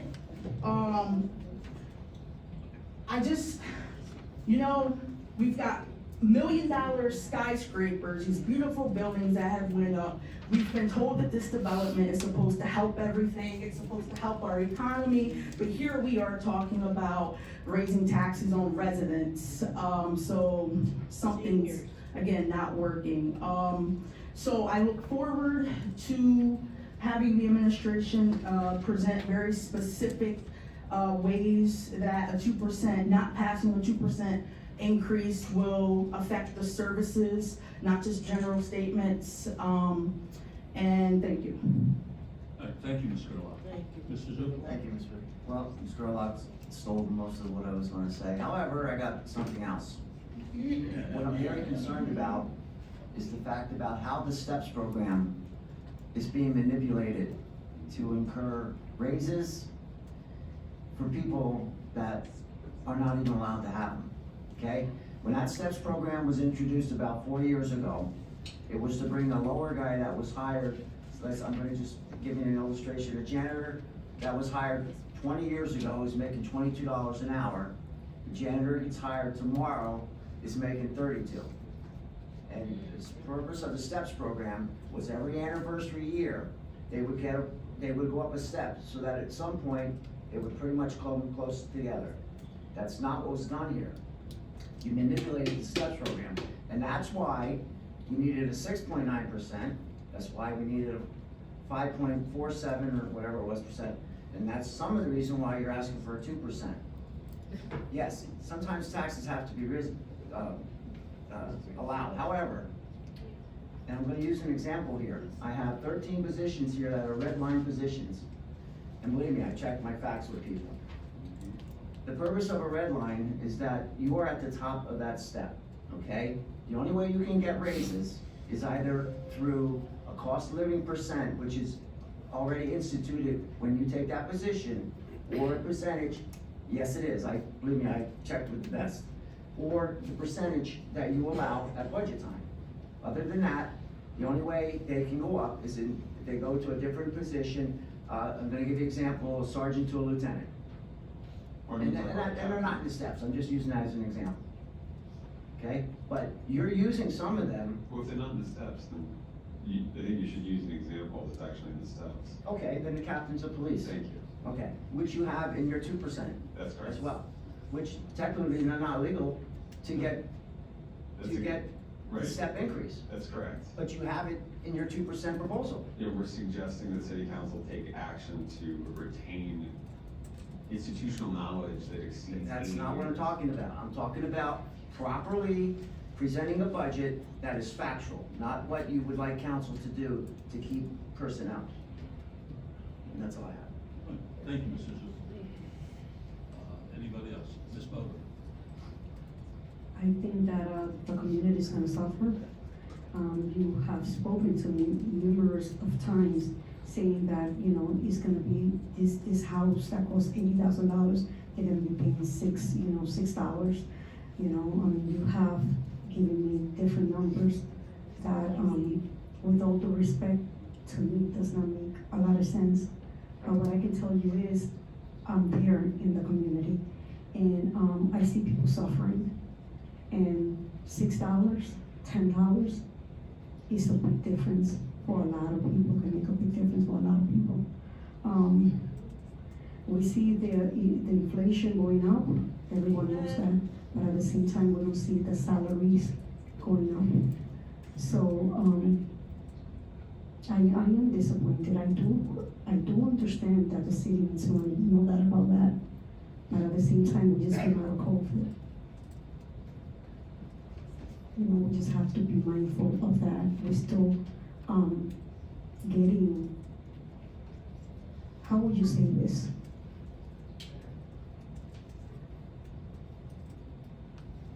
We still, you know, there's a lot of people right now that they don't even have a job due to COVID. You know, so things are not getting better, put it that way. But I guess, we didn't listen to the community. Thank you. Thank you, Ms.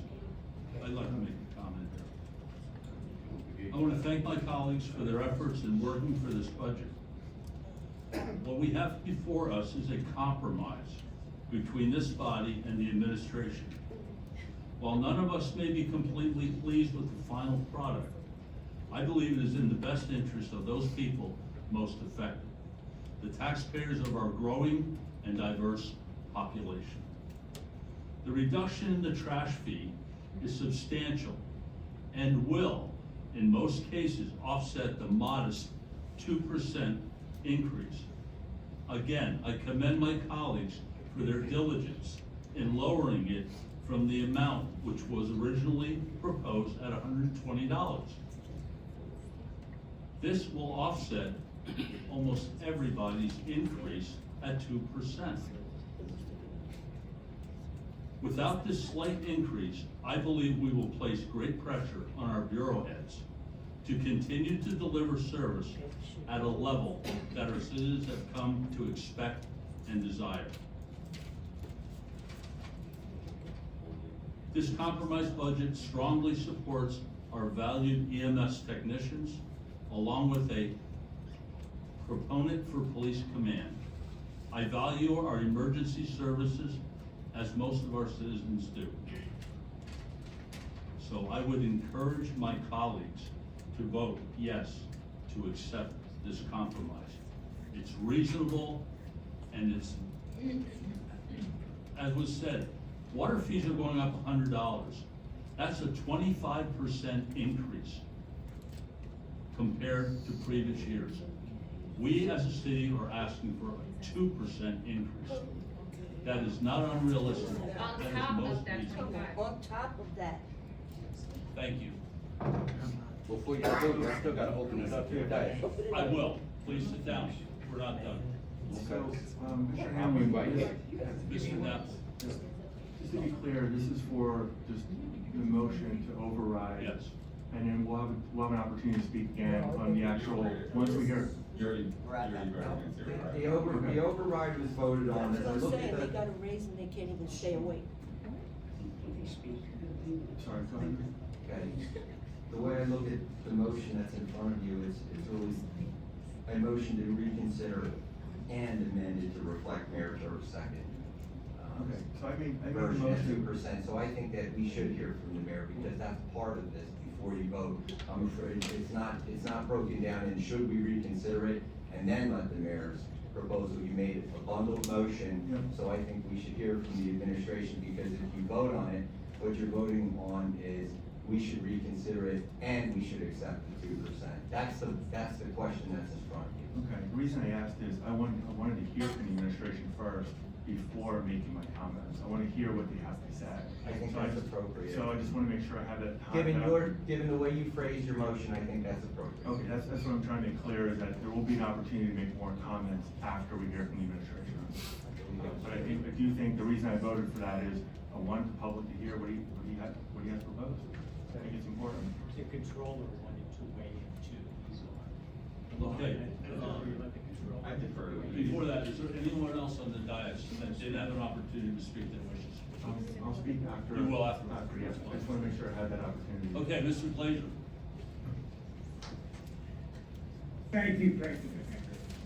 I just wanted to talk a little bit of context out there. I took a look at last year's budget. The 2023 budget, as you know, has a 5-year projection in the back of it. And if you look at the projected 2024 budget, the administration at that point was projecting that they might need an 8% property tax increase, and they expected to use $5 million of ARPA money to balance the budget. The $5 million of ARPA money has gone away. That's been repurposed to other useful things. But what is before you now to consider is a much lesser tax increase. And I'm not advocating for what you should do, but I am saying that the fact that the city needs a tax increase is not new news. It's old news. It was projected last year, and nobody should be surprised by that. Godspeed in your deliberations, my friends. Thank you, Mr. President. Thank you, Mr. Glazer. All right, any comments from the public? You have a card, Mr. Hamilton? Yes. I thought we were listening to the mayor first. Yeah, I prefer to hear from the mayor. before the Okay. public. That's what I want to hear. Mr. Mayor, would you like to speak? I want to be considerate of everybody's time, because there is a lot to say here.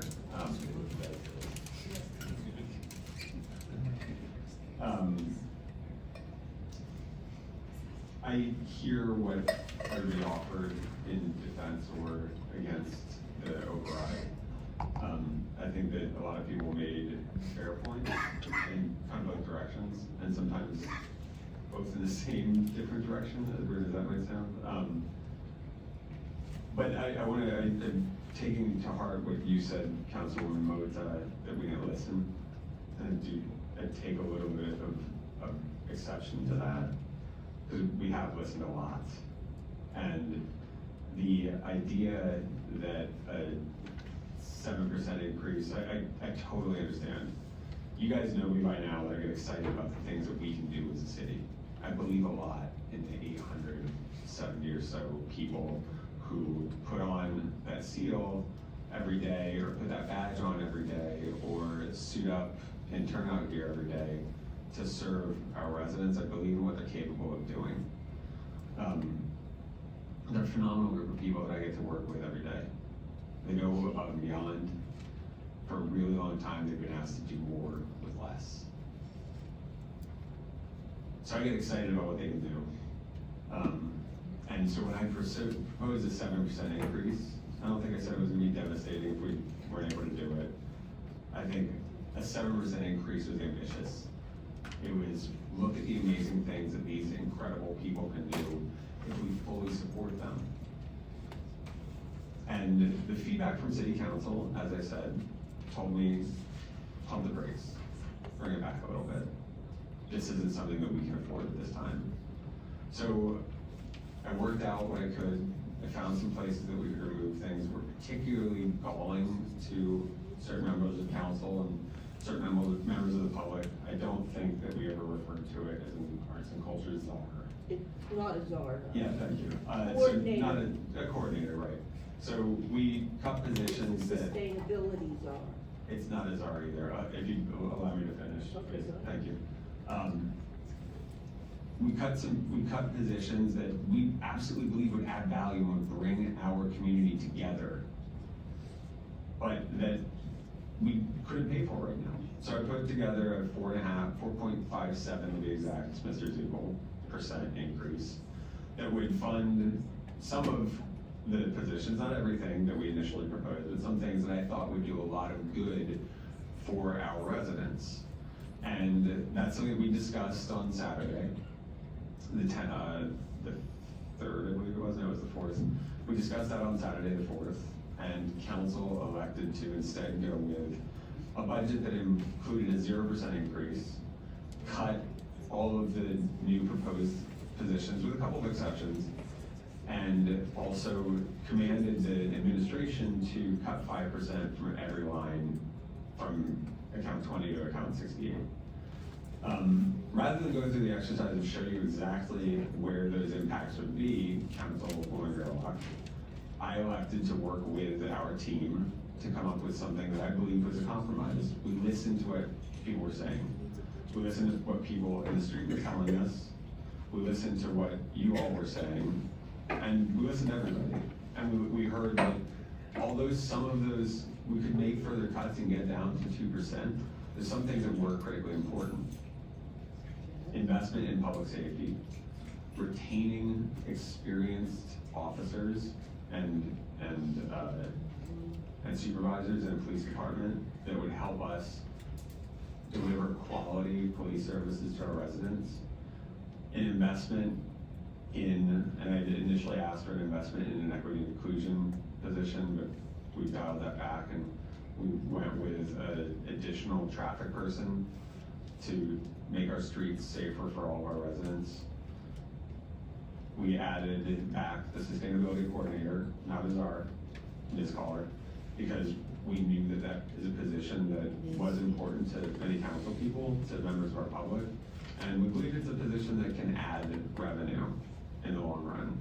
Because as Mr. Simpson mentioned, he thinks we need to get creative about how to find money to support the good things that we want to do.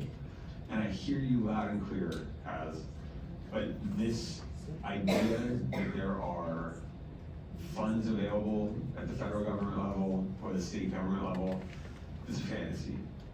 They're not just dollars around to support the things that we have to do as a city. Our job as a city is to provide public safety services. It's to support the firefighters. We were lucky, we got a grant, the SAFER grant that you just voted on, that'll create 12 new firefighter positions, that'll keep our city safer. That's absolutely fantastic. Those grants are exceedingly rare. We don't have a grant to help us buy the rock salt that doubled in price. And we need to keep our streets clear when we have snow events so that people can walk to wherever they need to walk to get the critically needed supplies, so that people can get to dialysis when they are suffering from kidney ailments. It won't do anything. We don't have a grant to buy new uniforms for our police officers that have gotten, I think, 30% more expensive. There's no grant out there from pool chemicals so that our young people have a place to swim when the heat index exceeds 100 degrees. So we are getting creative, right? And what I propose to you here is, yes, the addition of an increase for captains that I believe will maintain that critically needed institutional knowledge that you well appreciate as somebody who retired from the Allentown Police Department. You appreciate how important it was to have somebody who knew what they were doing that had your six. That's important for us. We know how important it is in this environment in the Lehigh Valley, where paramedics are getting picked and plucked from everywhere to go work for places like Citronia, or go work for some of the suburban ambulance companies. We want to pay our paramedics a wage that will encourage them to stay in most difficult, the most challenging, but also the most rewarding public safety environment in the Lehigh Valley. We're asking for the increase for a sustainability coordinator that we think can add money, for the traffic position that I believe will make our streets safer. And we're offering in exchange for that a cut of pretty much everything you asked to cut. We took off the middle shift of parks, which means we won't be able to keep our bathrooms open like we'd like to keep them open throughout our parks across the city, from Roosevelt Park to Ithaca Play Lot to Midway Manor, or Andre Reed Park. We cut things like improvements to our IT team that would help us retain those positions that, again, our folks that put that badge on, they put that seal on, there's a giant heart on that seal. Because they care a lot. And they're willing to work hard for less than what they can earn in the private sector, but only so far. There's only so much you can push them to do before they break. And that's why we're asking for position increases. It's not to, nobody's going to get rich. Sorry. We're cutting a lot of that stuff that I consider to be important. We're also proposing to cut things like the managing director position that I believe you all agree that we need in the mayor's office to facilitate management of the city to do better. We're willing to cut $250,000 out of our fire overtime budget, even though we know that we'll probably be coming back to you asking for it. We're willing to cut expenses like training for our law team, expenses like Munis, which we just had a kickoff of this amazing IT system that's gonna help us be a more effective and efficient user of city resources, but we will push that expenditure back into 2025. We'll cut things like self-watering planters in our parks, minor upgrades to some of those parks like drinking fountains or LED lighting and Bucky Boyle down in the first ward. Things like IT switches that'll hopefully resolve your IT problem, Councilman Santo, Napoli, I'm not sure exactly what's going on there. We'll make elimination of vehicles to get there, because we know exactly how much of a burden this is. It sucks that people have to, excuse my salty language, but it sucks that we're asking people to pay more. None of us want to do that, because we know exactly the situation that people feel. I was down at the Syrian Club this morning on 2nd Street, and I saw the line of people, and I talked to a lot of those people who were there for the first time. They were coming from places, a lot of different places, folks from New Jersey who had just moved to Allentown and were at the food pantry. It's a terrible feeling to ask them to pay more, but I feel a lot worse telling our residents that we're gonna have to cut back on those services. And I don't know exactly the shape of it yet. My hope is that City Council will understand the need to make this small investment now so that we can continue to do all of those good things. Because I think there's, Ms. Santiago mentioned the need for the various different city services for the people that are struggling. And those are the types of things that we want to support, but when it gets down to providing for the essential services, the things that we absolutely have to do, we have to make a choice then between those essentials and those things that some people think is non-essential, but we know is so critically important to our community. That's what all of this, the 2% increase means that all of us, every single one of us pays a little bit more so that life in the city of Allentown is better for every single one of us. That's what the whole idea behind property tax is. It's the closest thing that we have in a city to a progressive tax. This is the idea behind this. This is a tax. It's a small increase that I know we'll all feel, right, at various different levels. But I think it's important, and I think it's important for what Councilwoman Affa referred to, and a few of our residents here, that this isn't going away. Everything's getting more expensive. And I appreciate that LCA showed up with their tax increase. and that we have to raise the garbage fee, excuse me, the LCA fee increase and the garbage fee here in the city of Allentown. And then everywhere around us, things are getting more expensive. Our neighbors in Bethlehem are proposing a 2.6% increase. It's getting more expensive to run the city. Things are more expensive. There are more people here than ever before. So the quantity of things demanded is getting more expensive. If we don't do this now, we're going to have to do it again in the future. That's going to happen. And we'll ask you all to vote on it too. So I thank you, and I thank everybody for giving me a minute to talk. I know it's longer than I normally go on, but this is important. And it's a hard decision to make, but I'm asking you to join me in making that hard decision for the benefit of all of our residents. Thank you. Thank you, Mr. Mayor. Mr. Sampson, do you want to speak now or after? Sure. All right. Yeah. Thanks for all that information. So really it boils down to 4 things that we're discussing regarding this 2%. I have sustainability coordinator, which most of us agree will bring in more revenue, may become budget neutral at some point. Increase for police captains, I get that. From what I understand, lieutenants will end up making more than them. And that doesn't make sense to me. My assistant managers don't make more than my managers. So that's understandable. The EMS is really important to me. I know that they do a tremendous job in the city of Allentown. They have a more challenging job than our neighbors or surrounding municipalities. It's a tough job. And we wonder why sometimes folks leave Allentown, whether it's the city or the school district, for our suburban neighbors. Because it's tough here. It really is tough. And for us to compensate our EMS workers is not a stretch for me. They deserve it. I believe voters did tell us something last week, that they agree that folks should be compensated properly. And I think EMS is definitely a department that needs that help. And lastly, the traffic control. I mean, we've had tragedies in the city of Allentown over the last couple of years. And all I keep hearing from everyone is we need to do better when it comes to pedestrian safety. So here's a traffic control person. I'm guessing they're gonna be involved with replacing signs, doing more pavement markings, crosswalks, school zones. These are all things that we want. So we say we want these things, but then at budget time, we say we don't want that.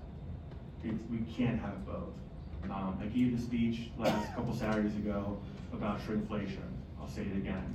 There's in the business world, there's 2 ways to tackle what we're trying to accomplish.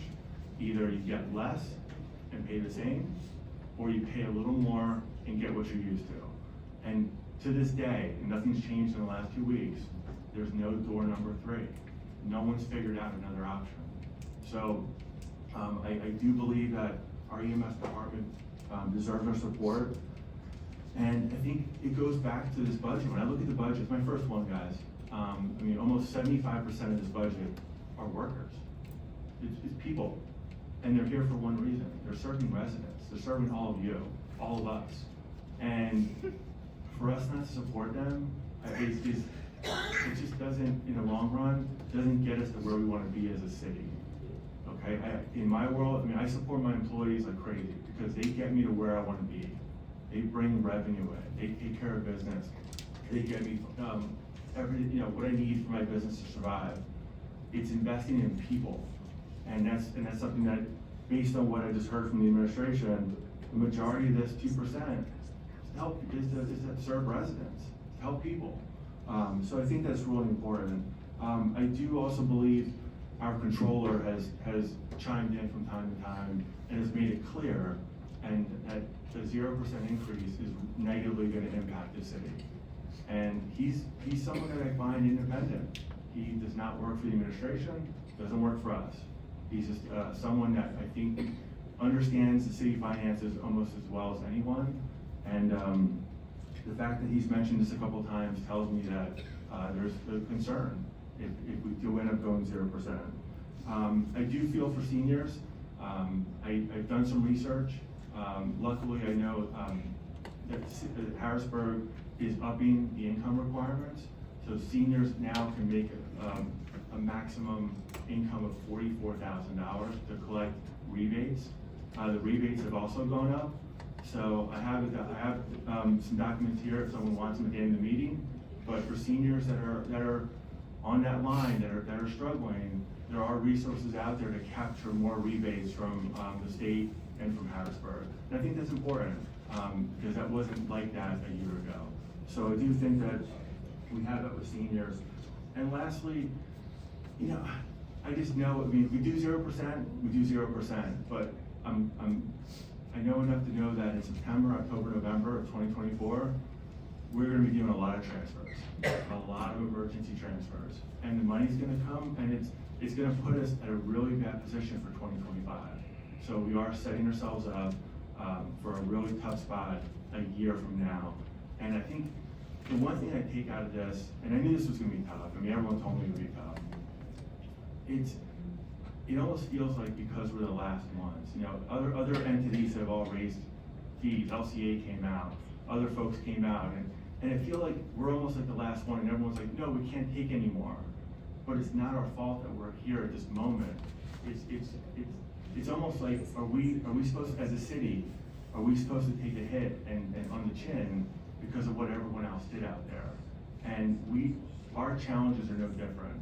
I mean, what LCA is doing, what everyone else is doing, we have the same challenges as a city. And the same as a household. What you're going through in your household is what the city's going through. So it comes down to, again, we'll make a decision and we say, listen, either we pay a little bit more and continue with what you're getting, with what residents are expecting to get, or we dial it back a little bit. And I think what I just heard from the administration, he dialed back a lot of things. So I do appreciate the fact that he was able to compromise. I think that's good governing. And I think it's just something that what I saw was dialed back tells me that he got down to the bare bones. And to me, EMS, traffic safety, again, thinking about the tragedies over the last couple of years, the police captains, that knowledge that we want to retain in the city of Allentown. These aren't issues that we would call fluff, or I guess they call it pork in Washington. I don't know, but it's just real stuff that our residents are going to feel every day of the year. And I just think that it's important. And I get what people are going through. I have the information for seniors. At the end of the meeting, you're welcome to come up and get it. But thanks for the time. Thank you, Mr. Knapp. Okay. Comments from the public? Could I say something? Can I make just one suggestion, Sue? I think on a reconsideration, you only get one bite at the apple, and it's tonight. So I'm thinking it would be wise to reconsider the bill without the mayor's proposal, get it on the table, and then if the mayor's proposal doesn't pass, at least you can flip that to a future meeting. If not, I believe the mayor has to introduce the bill. Well, you'd have to withdraw the second on the motion and sort of bifurcate it, right? You'd have to do motion to reconsider, should we reconsider it? People would vote on that, yeah, we should reconsider it, or no, we shouldn't reconsider it. Then you do another motion, should we adopt the mayor's compromise 2% budget? You could do that.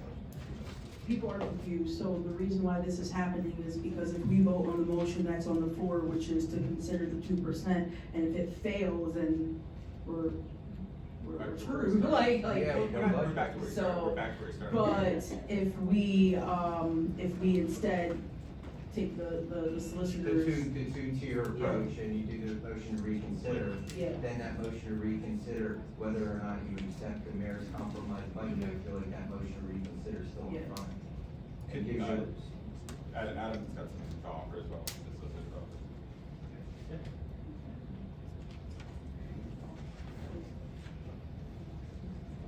You looked into this, so pursuant to 802 of the home rule charter, on or before 75 days prior to the ensuing year, the mayor will submit a budget to city council balanced budget, so that's the budget. He can't submit a next budget. So he submitted the budget, you went to section 805, which is how you amend the budget.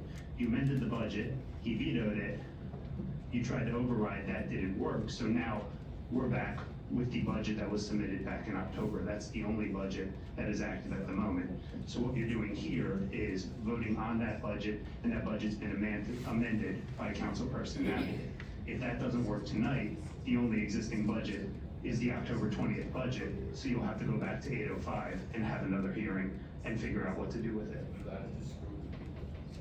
Do you see what he's saying? That makes that very complicated. You reconsider. We can't hear you. Oh, I'm saying that makes it very complicated. If you just reconsider the bill, the general fund budget, you put it in front of you, and then you don't pass the mayor's amendments, it's still in front of you. Are you saying reconsider the budget from October? This is what I'm thinking. So they have this rule that they can reconsider a bill at the next meeting. So you would reconsider the bill that the mayor vetoed, put it in front of you as existing, and then it's, I believe it's back on the table. And then if it's back on the table, and his amendments don't pass, it's still on the table where you can have a future meeting. That's what we've done in the past. A future what? A future meeting. You don't have to introduce it. Right, this just allows us to, if we can't come to agreement tonight, this allows us to do something and. It allows it to be an open motion to reconsider that can be on the next agenda, essentially. So But the way it stands now, you get one crack. The way it stands now with a motion to reconsider and adopt the mayor's compromise 2% budget, if that fails, then the motion of reconsideration fails. And as the clerk said, you can only entertain it at the next meeting, so it would be, that motion would have failed. Whereas if you split it in two, and you could pass one, two could go up or down, but one could still be open for later, if that makes sense. While you're talking, can we get clarity? Are we back to the 6.7 based off what he said? Yes, that's how I. That's right, yeah, that's what he No, said. this is what I believe. I believe if there's a reconsideration, you reconsider that bill, and it is exactly in front of you as you amended it before. It is just in front of you, just like you passed it. Taxpayers. So I was, when I made the motion, it was about the 2%, not the 6.9. So I just want to be clear on that. This is getting very confused. It is getting Would you like me confusing. to amend the motion, just to maybe break it up? I would.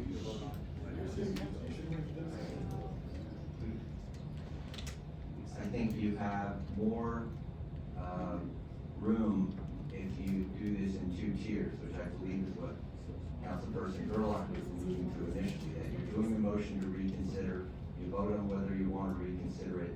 Now it's back in front of you in its zero form, which was what was passed, what was vetoed.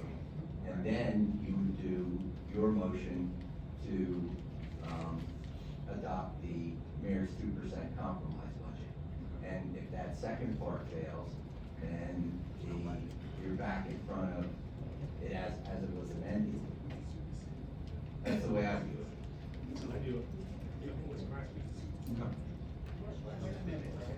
But the budget, I mean, the budget has to be adopted by December 31st. Right. That's the deadline.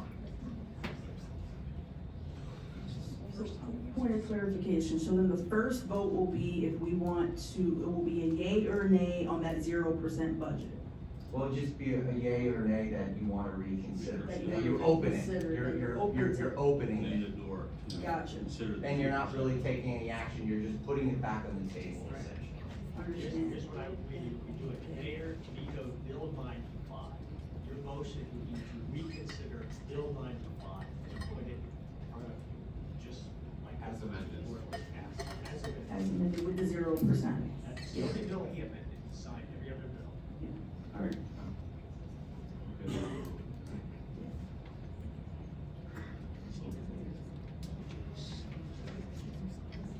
should use the ARPA money. So do you want to, amend your motion? I do. Oh, you do, okay. So do I need a second for that? Well, then someone should withdraw the second on the other round and start over. Guys, you need to clarify with the people before you start making motions. don't know.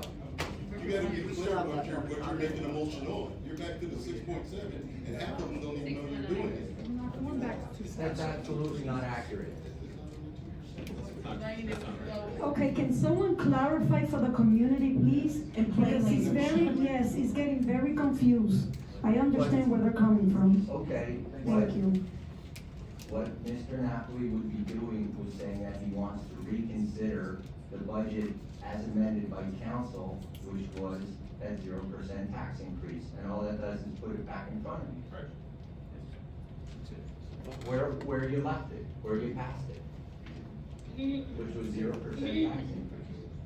And then, if that passes and you want to reconsider it, then you can entertain compromise budgets, okay? But that's how it puts it back in front of you. It doesn't put you back, it doesn't put it back in front of you at 7%. So Councilwoman Gerlach would withdraw her second, or excuse me, Councilwoman Appa would withdraw her second. Correct? Yes. And then Withdraw their Mr. second. And then Okay. Mr. Napoli would withdraw his motion. Well, he would withdraw his motion and say that he would like to reconsider, Bill 95 as amended. Yep. Withdraw your second? Yes. Okay. And I'm gonna amend my motion to reconsider Bill 95 as amended. So he needs a second on that. I'll second Okay, now do you want to reconsider, do you want that 0% budget back in front of you? Yes. And we need public comment. Okay, you can certainly take public comment on that issue. Okay. At this point, is there any comments from the public? Good evening. Victor Martinez, 1125 Colorado Street. So I own a business and I employ 26 people. All of those people live in the city of Allentown. All of those people will be impacted by a tax increase. The property that I own where my company is, it's a very expensive property because it's a big piece of property where I have to have the antennas and the office with my radio station. So your tax increase will not mean just a couple of dollars for me. It will mean hundreds of dollars for me. So I understand what doing a tax increase means because I'm gonna feel it. And my staff is gonna come to me, wanting me to give them a raise, right? But, if we don't learn from the past, we will make the same mistake again. And some of you were here for the 13 years that you didn't raise taxes. You were part of the problem. And then you came in 13 years later and stuck us with a 27% tax increase. Excuse me? No. No, I said some. No. Okay. Go on, please. We're doing it over again. It's never the right time to raise taxes. No one ever wants their taxes to be raised. Next year, the school board's gonna raise our taxes again. The water's gonna go up again. The electricity is gonna go up again. So next year won't be okay to raise taxes. The following year either. The following year either. It will never be the right time to raise taxes. I haven't heard anyone proposing, okay, let's not raise taxes this year, but let's do it in 2 years or in 3 years. Which means that if we wait another 5, 6, 7, 8 years, we're gonna be back to square one with another 20%, 30% tax increase all at once. So while I don't want my taxes and my staff and taxes being increased, I'll second what the councilwoman said, and you know what? I'll take it in the chin, I'll take 2% this time. And then give me another 1 or 2% next year. Because next year everything is gonna go up again. Instead of waiting 5 years and then having to pay it all at once at 10, 12, 15, 20, 25, 27%. So we have to put our big boys pants on and realize that just like all of us gotta pay more, the city has dozens of vehicles running 24 hours a day. Gas is more expensive. We have contracts that whether we like them or not, we have to pay them. That's an increase of $3 million in our budget to fulfill those contracts. See, I'm a business owner, I know how that works. Where are we gonna get the $3 million to pay those contracts? Where are we gonna get the money to pay the $4 or $5 a gallon that it takes for the police, for the fire, for the EMTs to pay the gas? So yes, I don't want my taxes and my staff's taxes increased. But I don't want you to come to me in 5 years and tell me that now you're gonna stop me with a 10 or 20% tax increase. So let's compromise, let's put our big boy pants on and try to work something out, maybe 2 this year, maybe 2 in another 2 years, and do it a little bit at a time instead of all at once. Thank you. Can I say this, so the discussion is to pull the bill out of committee, it's not a tax increase, that would be the next discussion. Right, well, that's- All it is to pull Yeah. the bill. This is all we're doing at this time. It's no tax. You'll have a increase. chance I'll to wait till we comment talk before we about do what we need to talk that. about. That's all it is at this time. We're pulling the bill Just wait. back to zero. We got more than enough time, go ahead. Okay, this is a motion just to reconsider. Would you like to speak? We'll wait till that. This is a motion to reconsider Bill 95, which was passed on Saturday with no tax increase, and put it in front of you as amended with no tax increase. To reconsider. Mr. Zuko. No. Mr. Hendricks. No. Ms. Zappa. Go ahead, excuse me, Mike.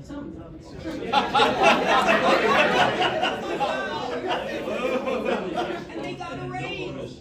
So that we all understand. The only thing you are doing is you are taking that bill that you passed with no tax increase, Bill 95, the only bill that the mayor vetoed. You are now reconsidering that, putting that in front of you to act on at a future date if you don't do anything tonight. So if you don't do this, it's dead in the water that the mayor has to introduce another bill December 6th. So you're getting away from that headache. So my intention is to vote yes because I support the 0% tax increase. And if that 2% memo were to fail, I would want the revert budget to, like the budget that we would go back to be that 0% and not that 6.9 or some other random number. So that's why I'm voting yes, not because I support the 2%, but yeah, so that's where I'm coming from. Yeah. Yes. I'm voting yes. Yes. I'm voting yes. All in favor? Mr. Henry? Yes. Yes. Yes. Yes. Ms. Zappa? Yes. Yes. Mr. Earlock? Yes. Ms. Moda? Yes. Mr. Napoli? Yes. Ms. Anderson? Yes. President, Bill 95 is now. But he didn't revote. You voted no, right? Okay, now we have the bill in front of us. Now We need a motion amendment.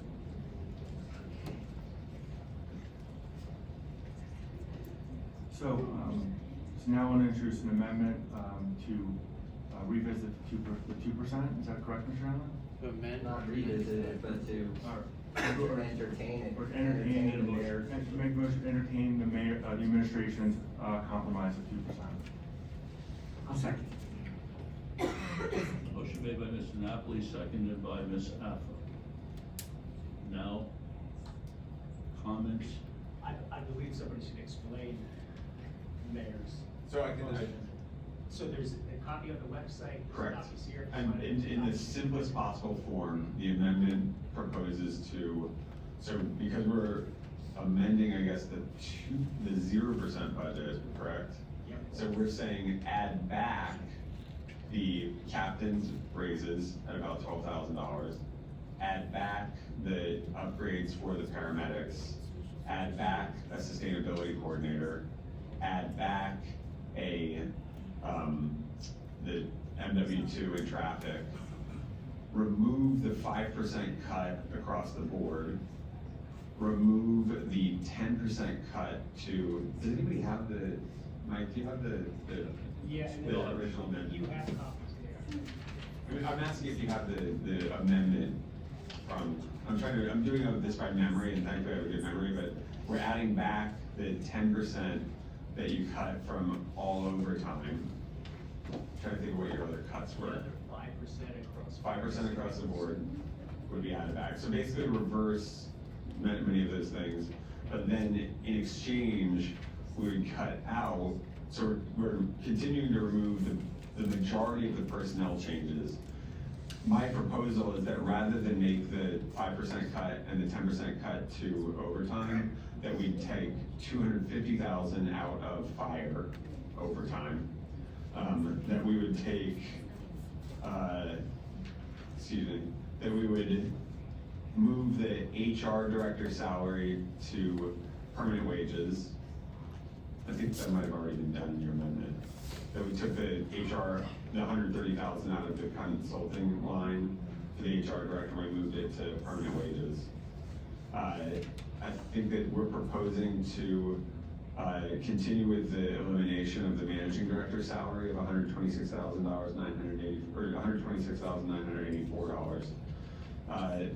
We have the removal of an erroneous electric expense in CED of $11,500, the removal of training, professional development, and law of $9,185, the removal of a munis payment in IT of $55,980, the removal of the, and you already took out the HR consultant, but some upgrades to alarms and parts.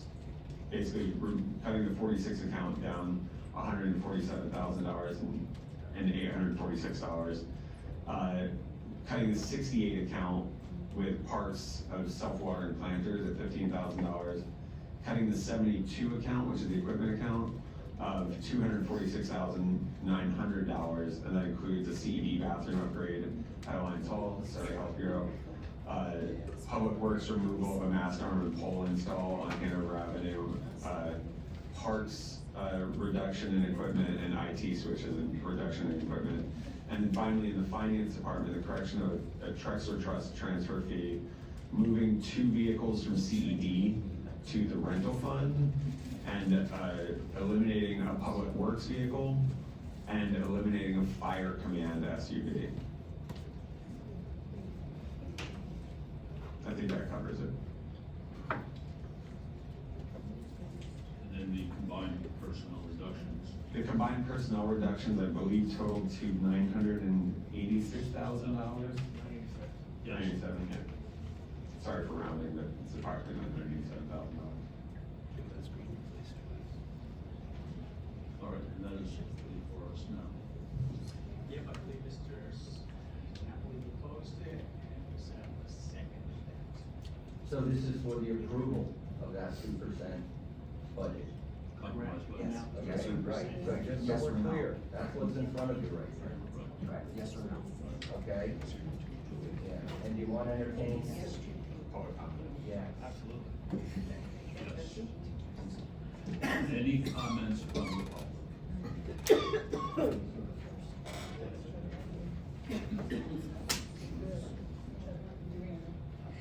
Good evening. My name is Valerie Chambers, and some of you know me, and I'm okay, anyway, I moved back here October 2nd. I have been reduced to being able to afford maybe a 1 or 2 bedroom with a shared bathroom and bath.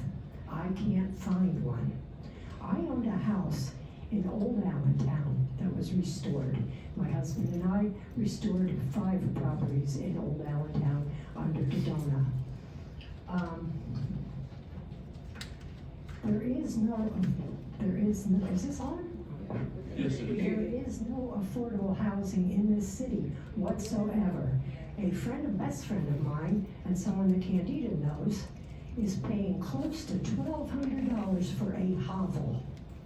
I would say it's less than 500 square feet.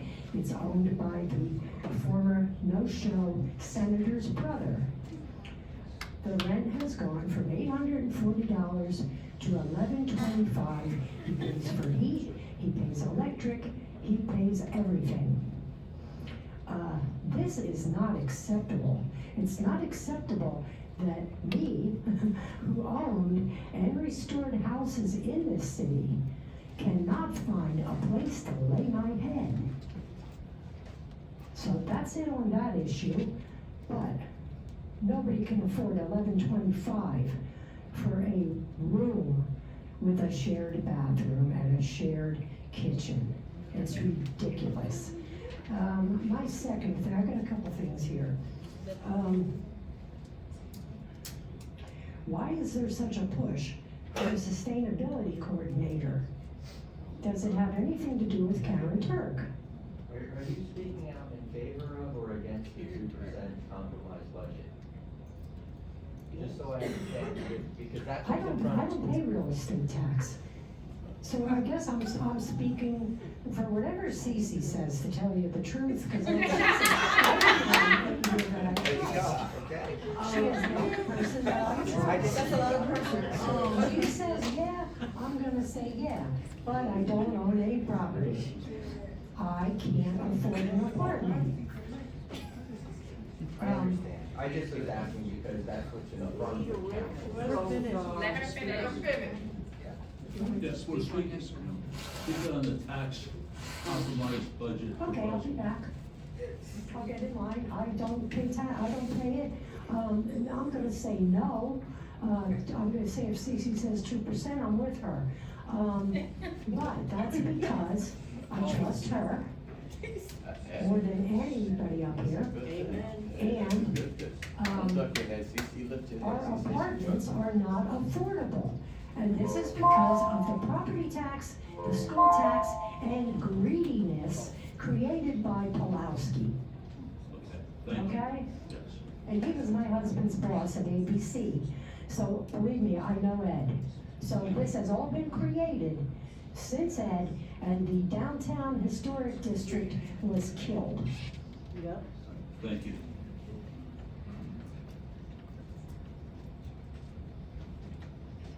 Good evening. Good evening. I ask that you stick to that 0%. I know that there's some new faces in the room today, and some familiar faces, but none of them were here on that Saturday morning that's asking for this current increase. We spent hours in this room. We had people come in 9 o'clock in the morning, people came straight from work, people didn't sleep. We were here till about 3 o'clock or 2 o'clock in the afternoon as we listened to why we shouldn't raise the taxes in this city. And as you start to, as I said before, right, poverty is violence. So any increase is an act of violence. It's an act of violence against the population. And I agree with the mayor. There are nooks and crannies, there's little things that we can't get grants for. But there are larger things that we can get grants for, and then we can reappropriate those dollars. Right? We can reappropriate dollars if we apply for grants in different spaces. We don't have to continue to put burden on the people if we actually work together, right? Collaboration, unlike what our mayor says, but does get you to the federal level. It does get you to the state level. And there are federal and state dollars that are out there when groups come together to do greater. Now, we can take those monies, and I'm speaking of my organization is Big Happy Consultants, so I do get 5 minutes, right? Thank you. Yes, because I also am a business owner, and I also run a nonprofit, so I also know how to count dollars and cents, right? But it don't make dollars and it don't make sense if we raising the taxes when we haven't made anyone safer. What's gonna wind up happening, and our police has already asked for credible messengers, so as we've been hearing that for 5 years, right? Because I've been here for 5 years saying the same thing, right? Those people who could have been on the streets to help still won't be on the streets to help, and we will now have more people on the streets. Because an increase causes more people to be homeless, causes more people to be hungry. So as you may try to balance out your conscience, let's balance out that there has been, what she said, a 41% rent increase over the last few years. As you increase this, and somebody said something's gonna increase every year, but things aren't gonna go up 11% every year, right? The water's not gonna go up every year. It didn't go up at last year at this point. The school taxes aren't gonna go at the same level. We have to stop, pay attention to the people that's hurting the most, because if you don't, those are gonna be the people that hurt you the most. Because you can keep raising the top, dragging the bottom, thinking any one of us is safe in the middle, is crazy. Thank you. So could I say that Carrie Holmes handed in a car, and I didn't get to that purpose. It's Carrie's. Oh. Carrie Holmes. Yes, Thank you. you'll be right after her, sir. Good evening. Good evening, Carrie Holmes, resident, born and raised in the city of Allentown. You know, I love our slogan, a city for all, right? So President Hendricks, I think it's just necessary to add another voice to the fact that this city for all, the last time I was here at a city council meeting, the mayor told us as a community that city services would suffer if you made a vote to investigate very serious claims of discriminations, claims that cry out that we are not all being treated equal in Allentown. And I think very much so to your colleague, Councilwoman Gerlach's point, we hear these drastic things that are gonna happen if we don't have an increase. But we don't hear about this increase benefiting us all. Because the fact of the matter is that we all don't feel like when we step out of our house, if we live on Ridge Street, or we live on Chew Street, or we live on 4th Street, that we are getting the same city services that those of us who live on Cedar Crest Boulevard are getting. It is not that we feel that our roads and our streets and our neighborhoods shouldn't be safe. It's that we're also letting you know that we must, as a city, and you must, as city officials, do a better job of appointing the dollars that are being allocated. It cannot look like you are just looking out for those that you feel can vote you back in and keep your seat there to continue causing us to feel as if we're ignored.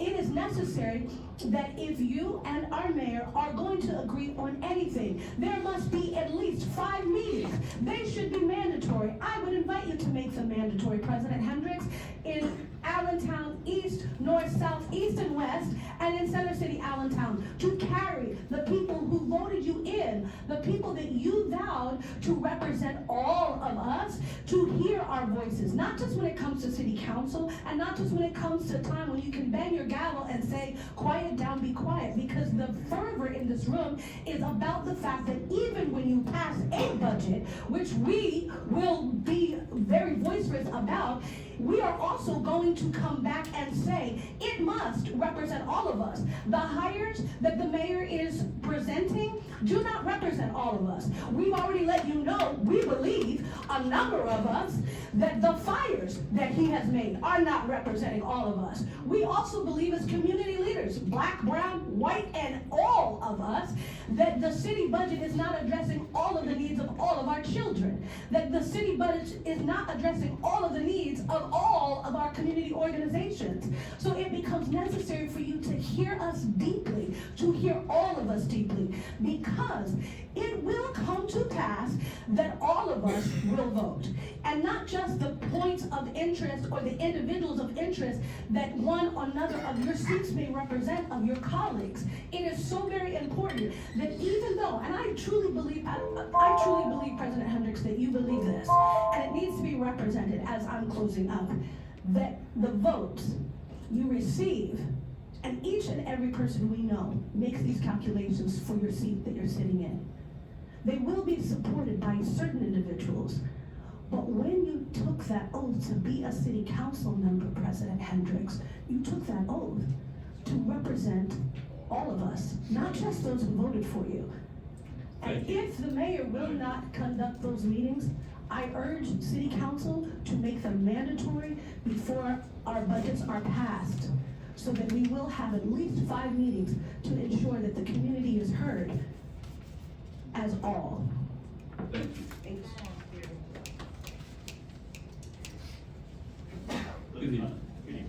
Jeremy Bender, 1553 West Turner. I just have a question. I'm not an expert in parliamentary rules, so if you voted to not override the veto, and this fails, this motion you're on right now, does that mean then, unless you at some point between the 31st of December, now into the 31st, propose a new amendment, it goes back? That's what I'm understanding. I mean, we have no budget. We If there's no start, budget, we does it start default? anew. Okay. It's the charter's not great. From our understanding, if they don't pass a budget, then we just don't have a budget. They have until December 31st to get a budget passed. Okay, so it won't default back to. There's no default. Okay, that was my only, I just was not, it wasn't clear from all that was going on, so I wanted to clarify. Thank you. Thank you. So nice, I'm coming up twice. So I'm back. I would like to ask, why is there such a push for a sustainability coordinator? Does this have anything to do with this being a position for Karen Turk as a All right, you can make a environmental? comment, you cannot ask questions. That's inappropriate. Okay, My wife is sorry, an employee sorry. of her college. And Sorry, candidate you're for out of position. order. Ma'am, please address me. I'm Like I said, addressing you. You can make comments, you cannot ask questions. Okay, anyway, an environmental science lecturer is not needed in a smart budget. So, I would like to ask if every time an employee gets redlined, will they be promoted to a new grade? Is this something that all employees will be afforded? Thank you again. Thank you. She said about that.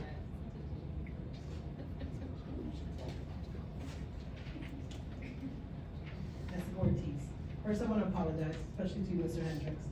I allowed my trauma to be my response, but this is very, very near and dear to my heart. It's not about me. While I went out to the side and to calm down, I called my daughter, right? Because you made a comment about rent rebates.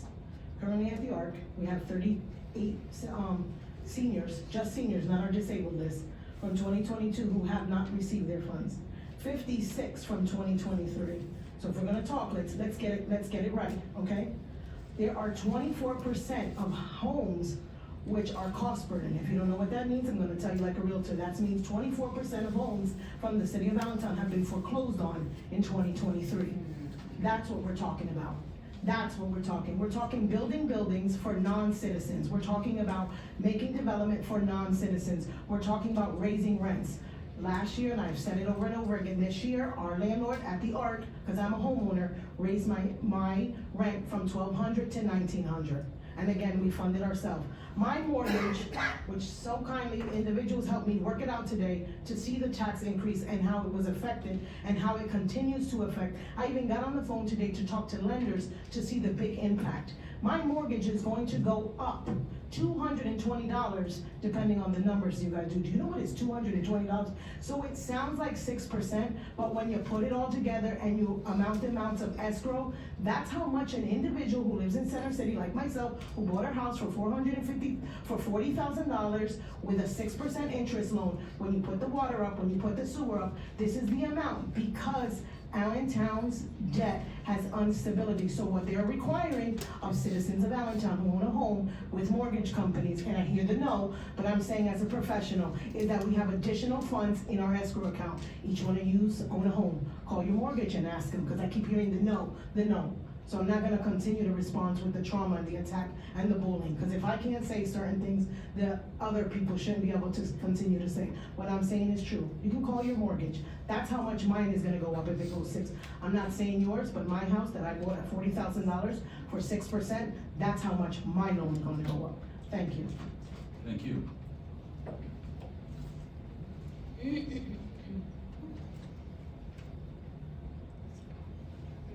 Good evening, everyone. Good evening. My name is Susan Samuel, and I reside at 2415 West Tillman Street. I'm originally from New York City. I am a business owner, started New York's first 24-hour child care, which I was looking to bring here.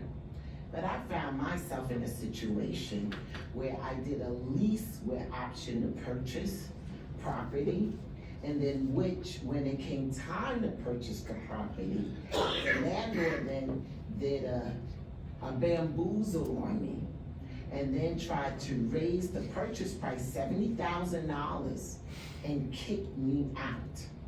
So now here I am having to retain an attorney behind this. At the same time, as a business owner, in which for the city of Allentown, we do a backpack giveaway because we're a not-for-profit organization, have provided 150 backpacks to children in the city of Allentown, families who need it, all year round, not just at the school year, all year round. We've been doing this for 3 years, and each year it has gone up. So you're talking about taxes now. That's now put me in a predicament because I'm looking for a location. I'm fighting a property that where I invested $30,000 to fix it up. And now the owner, where I was paying $1,550 a month, is trying to raise it to $1,900 a month and kick me out and keep everything that I put in it. Everyone say New York is expensive, but I'm literally looking to take everything back to New York because of what's going on now. So now you're proposing this tax increase. I'm a businesswoman just the same. I don't see how I'm even going to make it or even survive while I'm still fighting to live, not be on the street, and at the same time look for a location for the facility, but have been providing support to families. Like I said, 150 already this year we have helped children and families. Thank you. Thank you.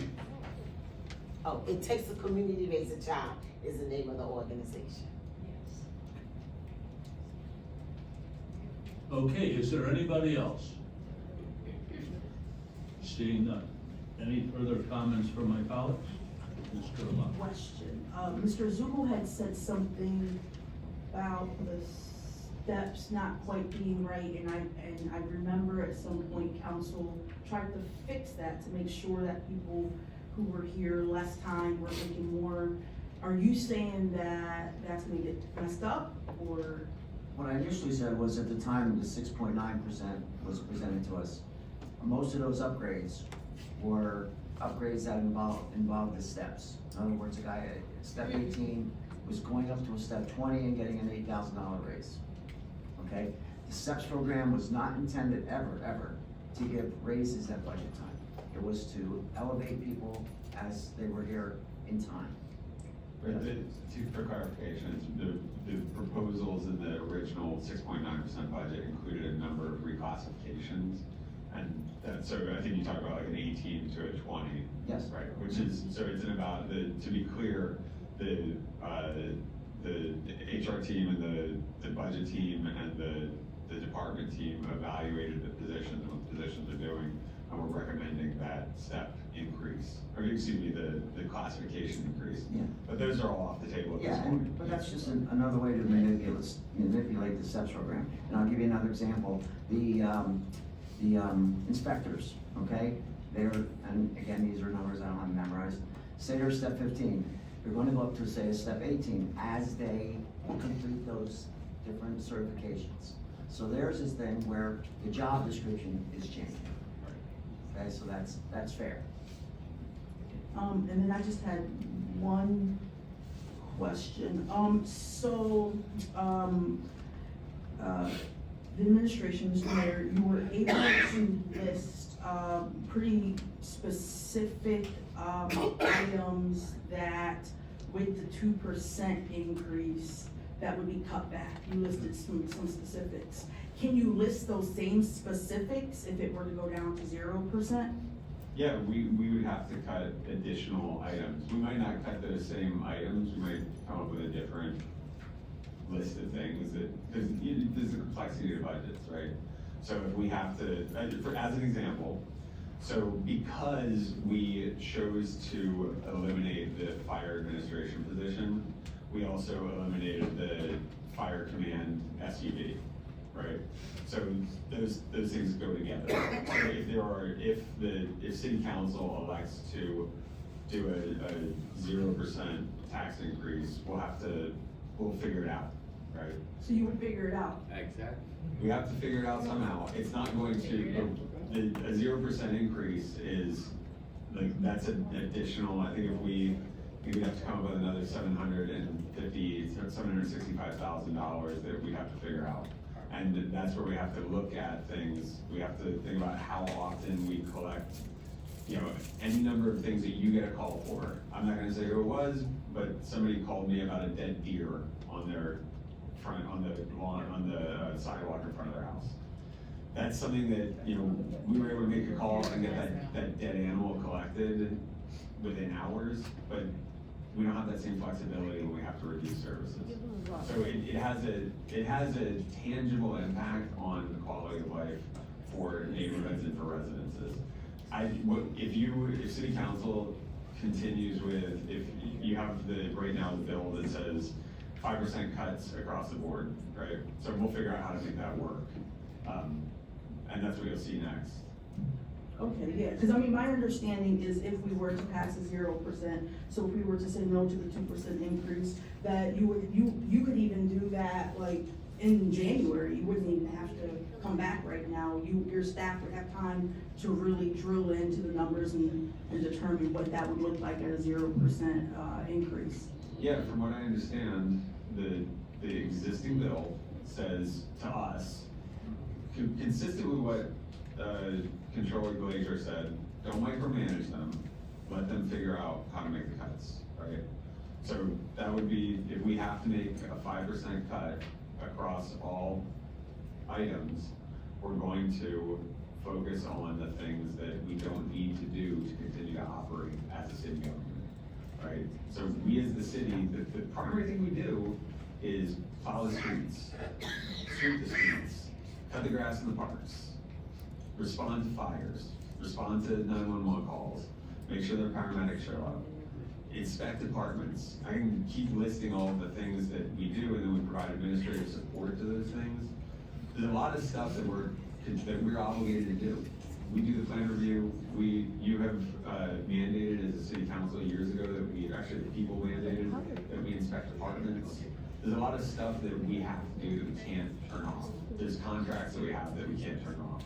So we have to go to the things that we can turn off, the programs that we all enjoy. And it sounds grinchy, Mr. People. And it sounds, I'm sorry, the fireworks, I can't remember exactly how you described it, just color. It sounds terrible, but those are the places that we're forced to turn if we have no other options. And that's where, again, the revenue increase that we're asking for allows us to provide, or attempt to maintain the levels of service that we've come to expect from our Allentown residents, I believe deserve, including a flu vaccine for Mr. Zuckel. I appreciate that. No, I went up about 8 already. That's okay. Yeah, it just would have been cool knowing that a lot of us did want a 0% increase if, just like you were able to give some specifics for the 2%, if you would have maybe had some like specifics for the 0%, knowing that there's at least some of us up here that's what we're aiming for. Like so specifically, chemicals in pools. How many less chemicals will we be able to buy? How much less salt will be like the specifics? How many cots will give you not some be? examples from Public Works, for instance. Like some of the departments started that effort, right? So we looked at, so Mark provided us with things like, again, we have a traffic engineering consultant that we would cut to, let's see, we'd be cutting it down to, we'd be cutting it by $15,000, right? So it allows for less work to be done to make our streets a little bit safer. Line painting for our streets, like we have a line painting contract that we budgeted $160,000. We cut that back to $120,000. It has an impact, right? And those are just some examples, but again, I asked the team, I said, let's not, I believe I believe strongly in a small increase in how we can do better for all of our residents. So if council elects to stick with 0%, we'll take it back and we'll figure out how to get that 5% cut across the board, right? But again, it will mean, and I think council person Napoli alluded to that, we will be showing up hat in hand in September and in October of next year because there are practical realities associated with police overtime, right? There's practical realities associated with fire overtime. There are practical, and sometimes my team beats me up for it. This is the consequence of a zero-based budget. I said to the team, budget what we're actually gonna do. And it doesn't give us a ton of latitude to project what the future holds. So Vicky is in my ear often about the consequences of a major snowstorm. So let's say you pass a 0% budget, we make our cuts, and we have a devastating snowstorm in January. First thing we're gonna do is come back to you with a transfer request saying, hey, this screwed up the whole budget and we're gonna have to allocate differently for the rest of the year. So those will begin as soon as we have things that don't go according to plan. The 2% allows us again to provide the level of service that we believe our residents deserve. It is really hard, I know it, you know, we talk to a lot of the same people. We've been through the same experience, we know what it's like. It's hard, I know what it's like. All right, no comments, please. They can comment, but I know what it's like. It ain't easy. The consequence is that we have to reduce the things we do. And that means that all of the calls that you get about traffic at 14th and Highland, or the bright light at 19th and Highland, or the dead deer on Jefferson Street, or the neighbor who has the accumulating trash for the sweep officer, all of that stuff slows down because our team upstairs is trying to do more with less. And they're fraying at the edges, and even though they're coming in and working on Saturdays, to the point at which somebody says, I don't want to come in and work on a Saturday. I want to go to North Whitehall, I don't want to work 4 days a week for more money. And they walk.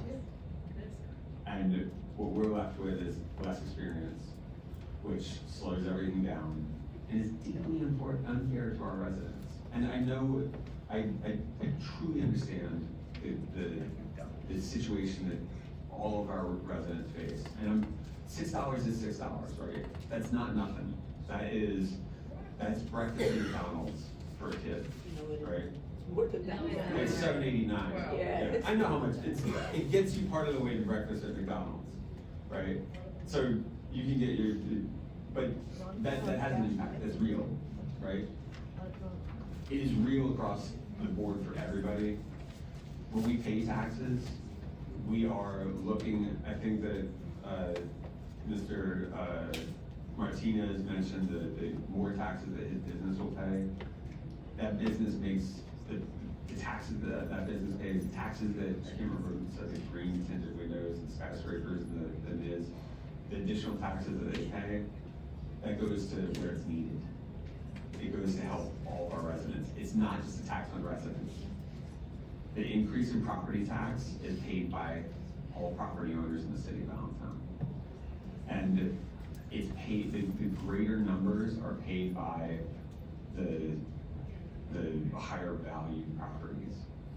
And so what that looks like, and that's why I call it a progressive tax, that means that if you build a $100 million building in downtown Allentown and you're paying your $50,000 a year in taxes, and we're asking you to pay another, whatever 2% of 50 is, another $1,000, then those $1,000 go to support services and the places that need them the most. That's what the challenge is here. So I overdid the answer to your question, but I do think people about this. I appreciate your comments. All right, are there any other comments by my colleagues? One thing I want to mention, as Mr. Martinez pointed out so so much. If we don't do it now, when? If we don't raise taxes incrementally, we're gonna be left 2 or 3 years down the road, raising much more significantly. The other thing that we're already obligated to do is fulfill the contracts from our working employees that are already in, and a bargaining unit is getting a 3% raise next year. That alone is more than what we're asking for the budget increase of 2%. Otherwise, we're going to continue with increased costs with decreased revenue. It won't look nice down the road. I commend the administration for their compromise. We went from 7 to 6, almost 6, to down to 2% and cut a lot out of that. So, again, my stand, and I strongly recommend my colleagues to vote for this. It supports those things most important to us. As you heard, EMS was at the scene of that gentleman tonight who was here in person within 5 minutes walking here. That is incredible. That happened on October, I believe it was 26th. So, thank you. Anybody else? I saved somebody's life, that's how they fund me. Someone came up earlier today and complained about the parks. And our parks are our treasure. We have the most beautiful parks. She complained about what a mess they are.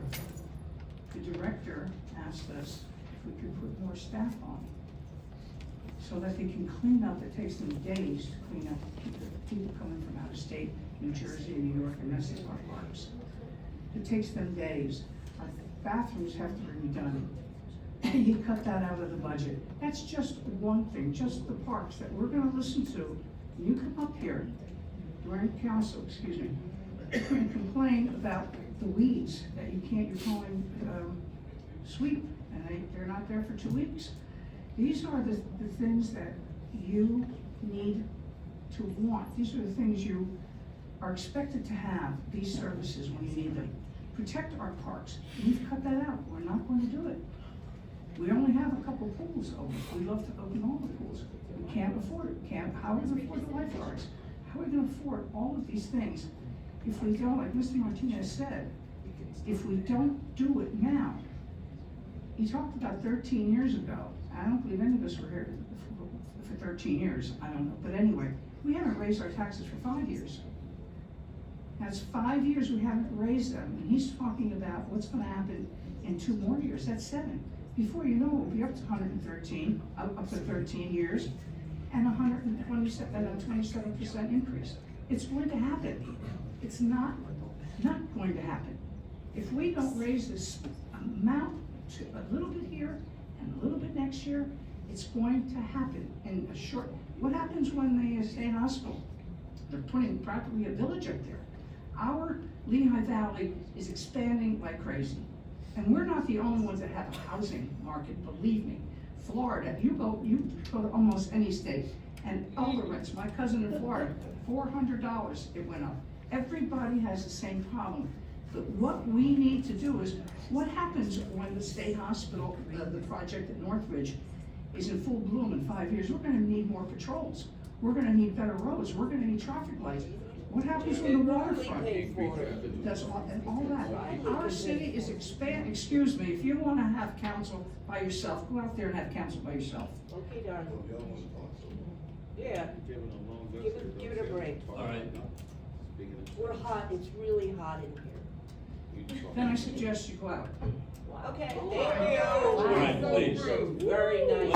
Let's conduct yourself. So, what, like I was saying, for those of you who are listening, with the waterfront and so on and so forth, if our city is growing and we want more for our city, we're gonna have to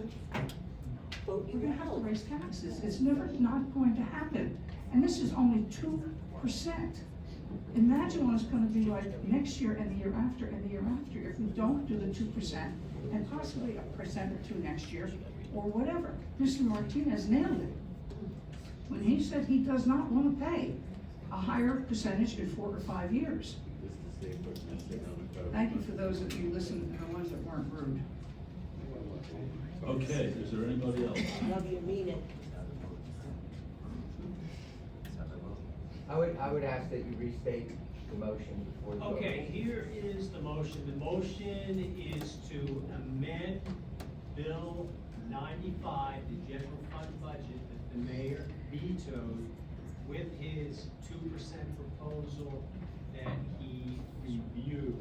That is the proposal that is in front of you and is on the website. Okay, and just so we're clear, a yes vote means you don't approve of the 2%? Am I correct? No, No. no, yes, a yes vote would mean that you approve of the 2%. Yes, Okay, you I was That's thinking, amended. okay, no Right. would mean you don't approve. Right. Okay. So if you're in Thank you for favor of clarifying the 2%, if you're in favor of the 2% compromise budget, that would be an affirmative or yes vote. I got you. Okay, that's why I asked the clerk to clarify. Thank you. Ready? Okay, Mr. Hanlon, please conduct the vote. Mr. Zuko? No. Mr. Hendricks? Yes. Ms. Zappa? Yes. Ms. Gerlach? No. Ms. Moda? No. Mr. Napa? Yes. Ms. Ambrose? No. Fail. Okay, that means we have no budget, and we will be back at the table at some point, renegotiating for such. Thank you all. And we will move I think on. there's, yeah, we're still got some resolutions,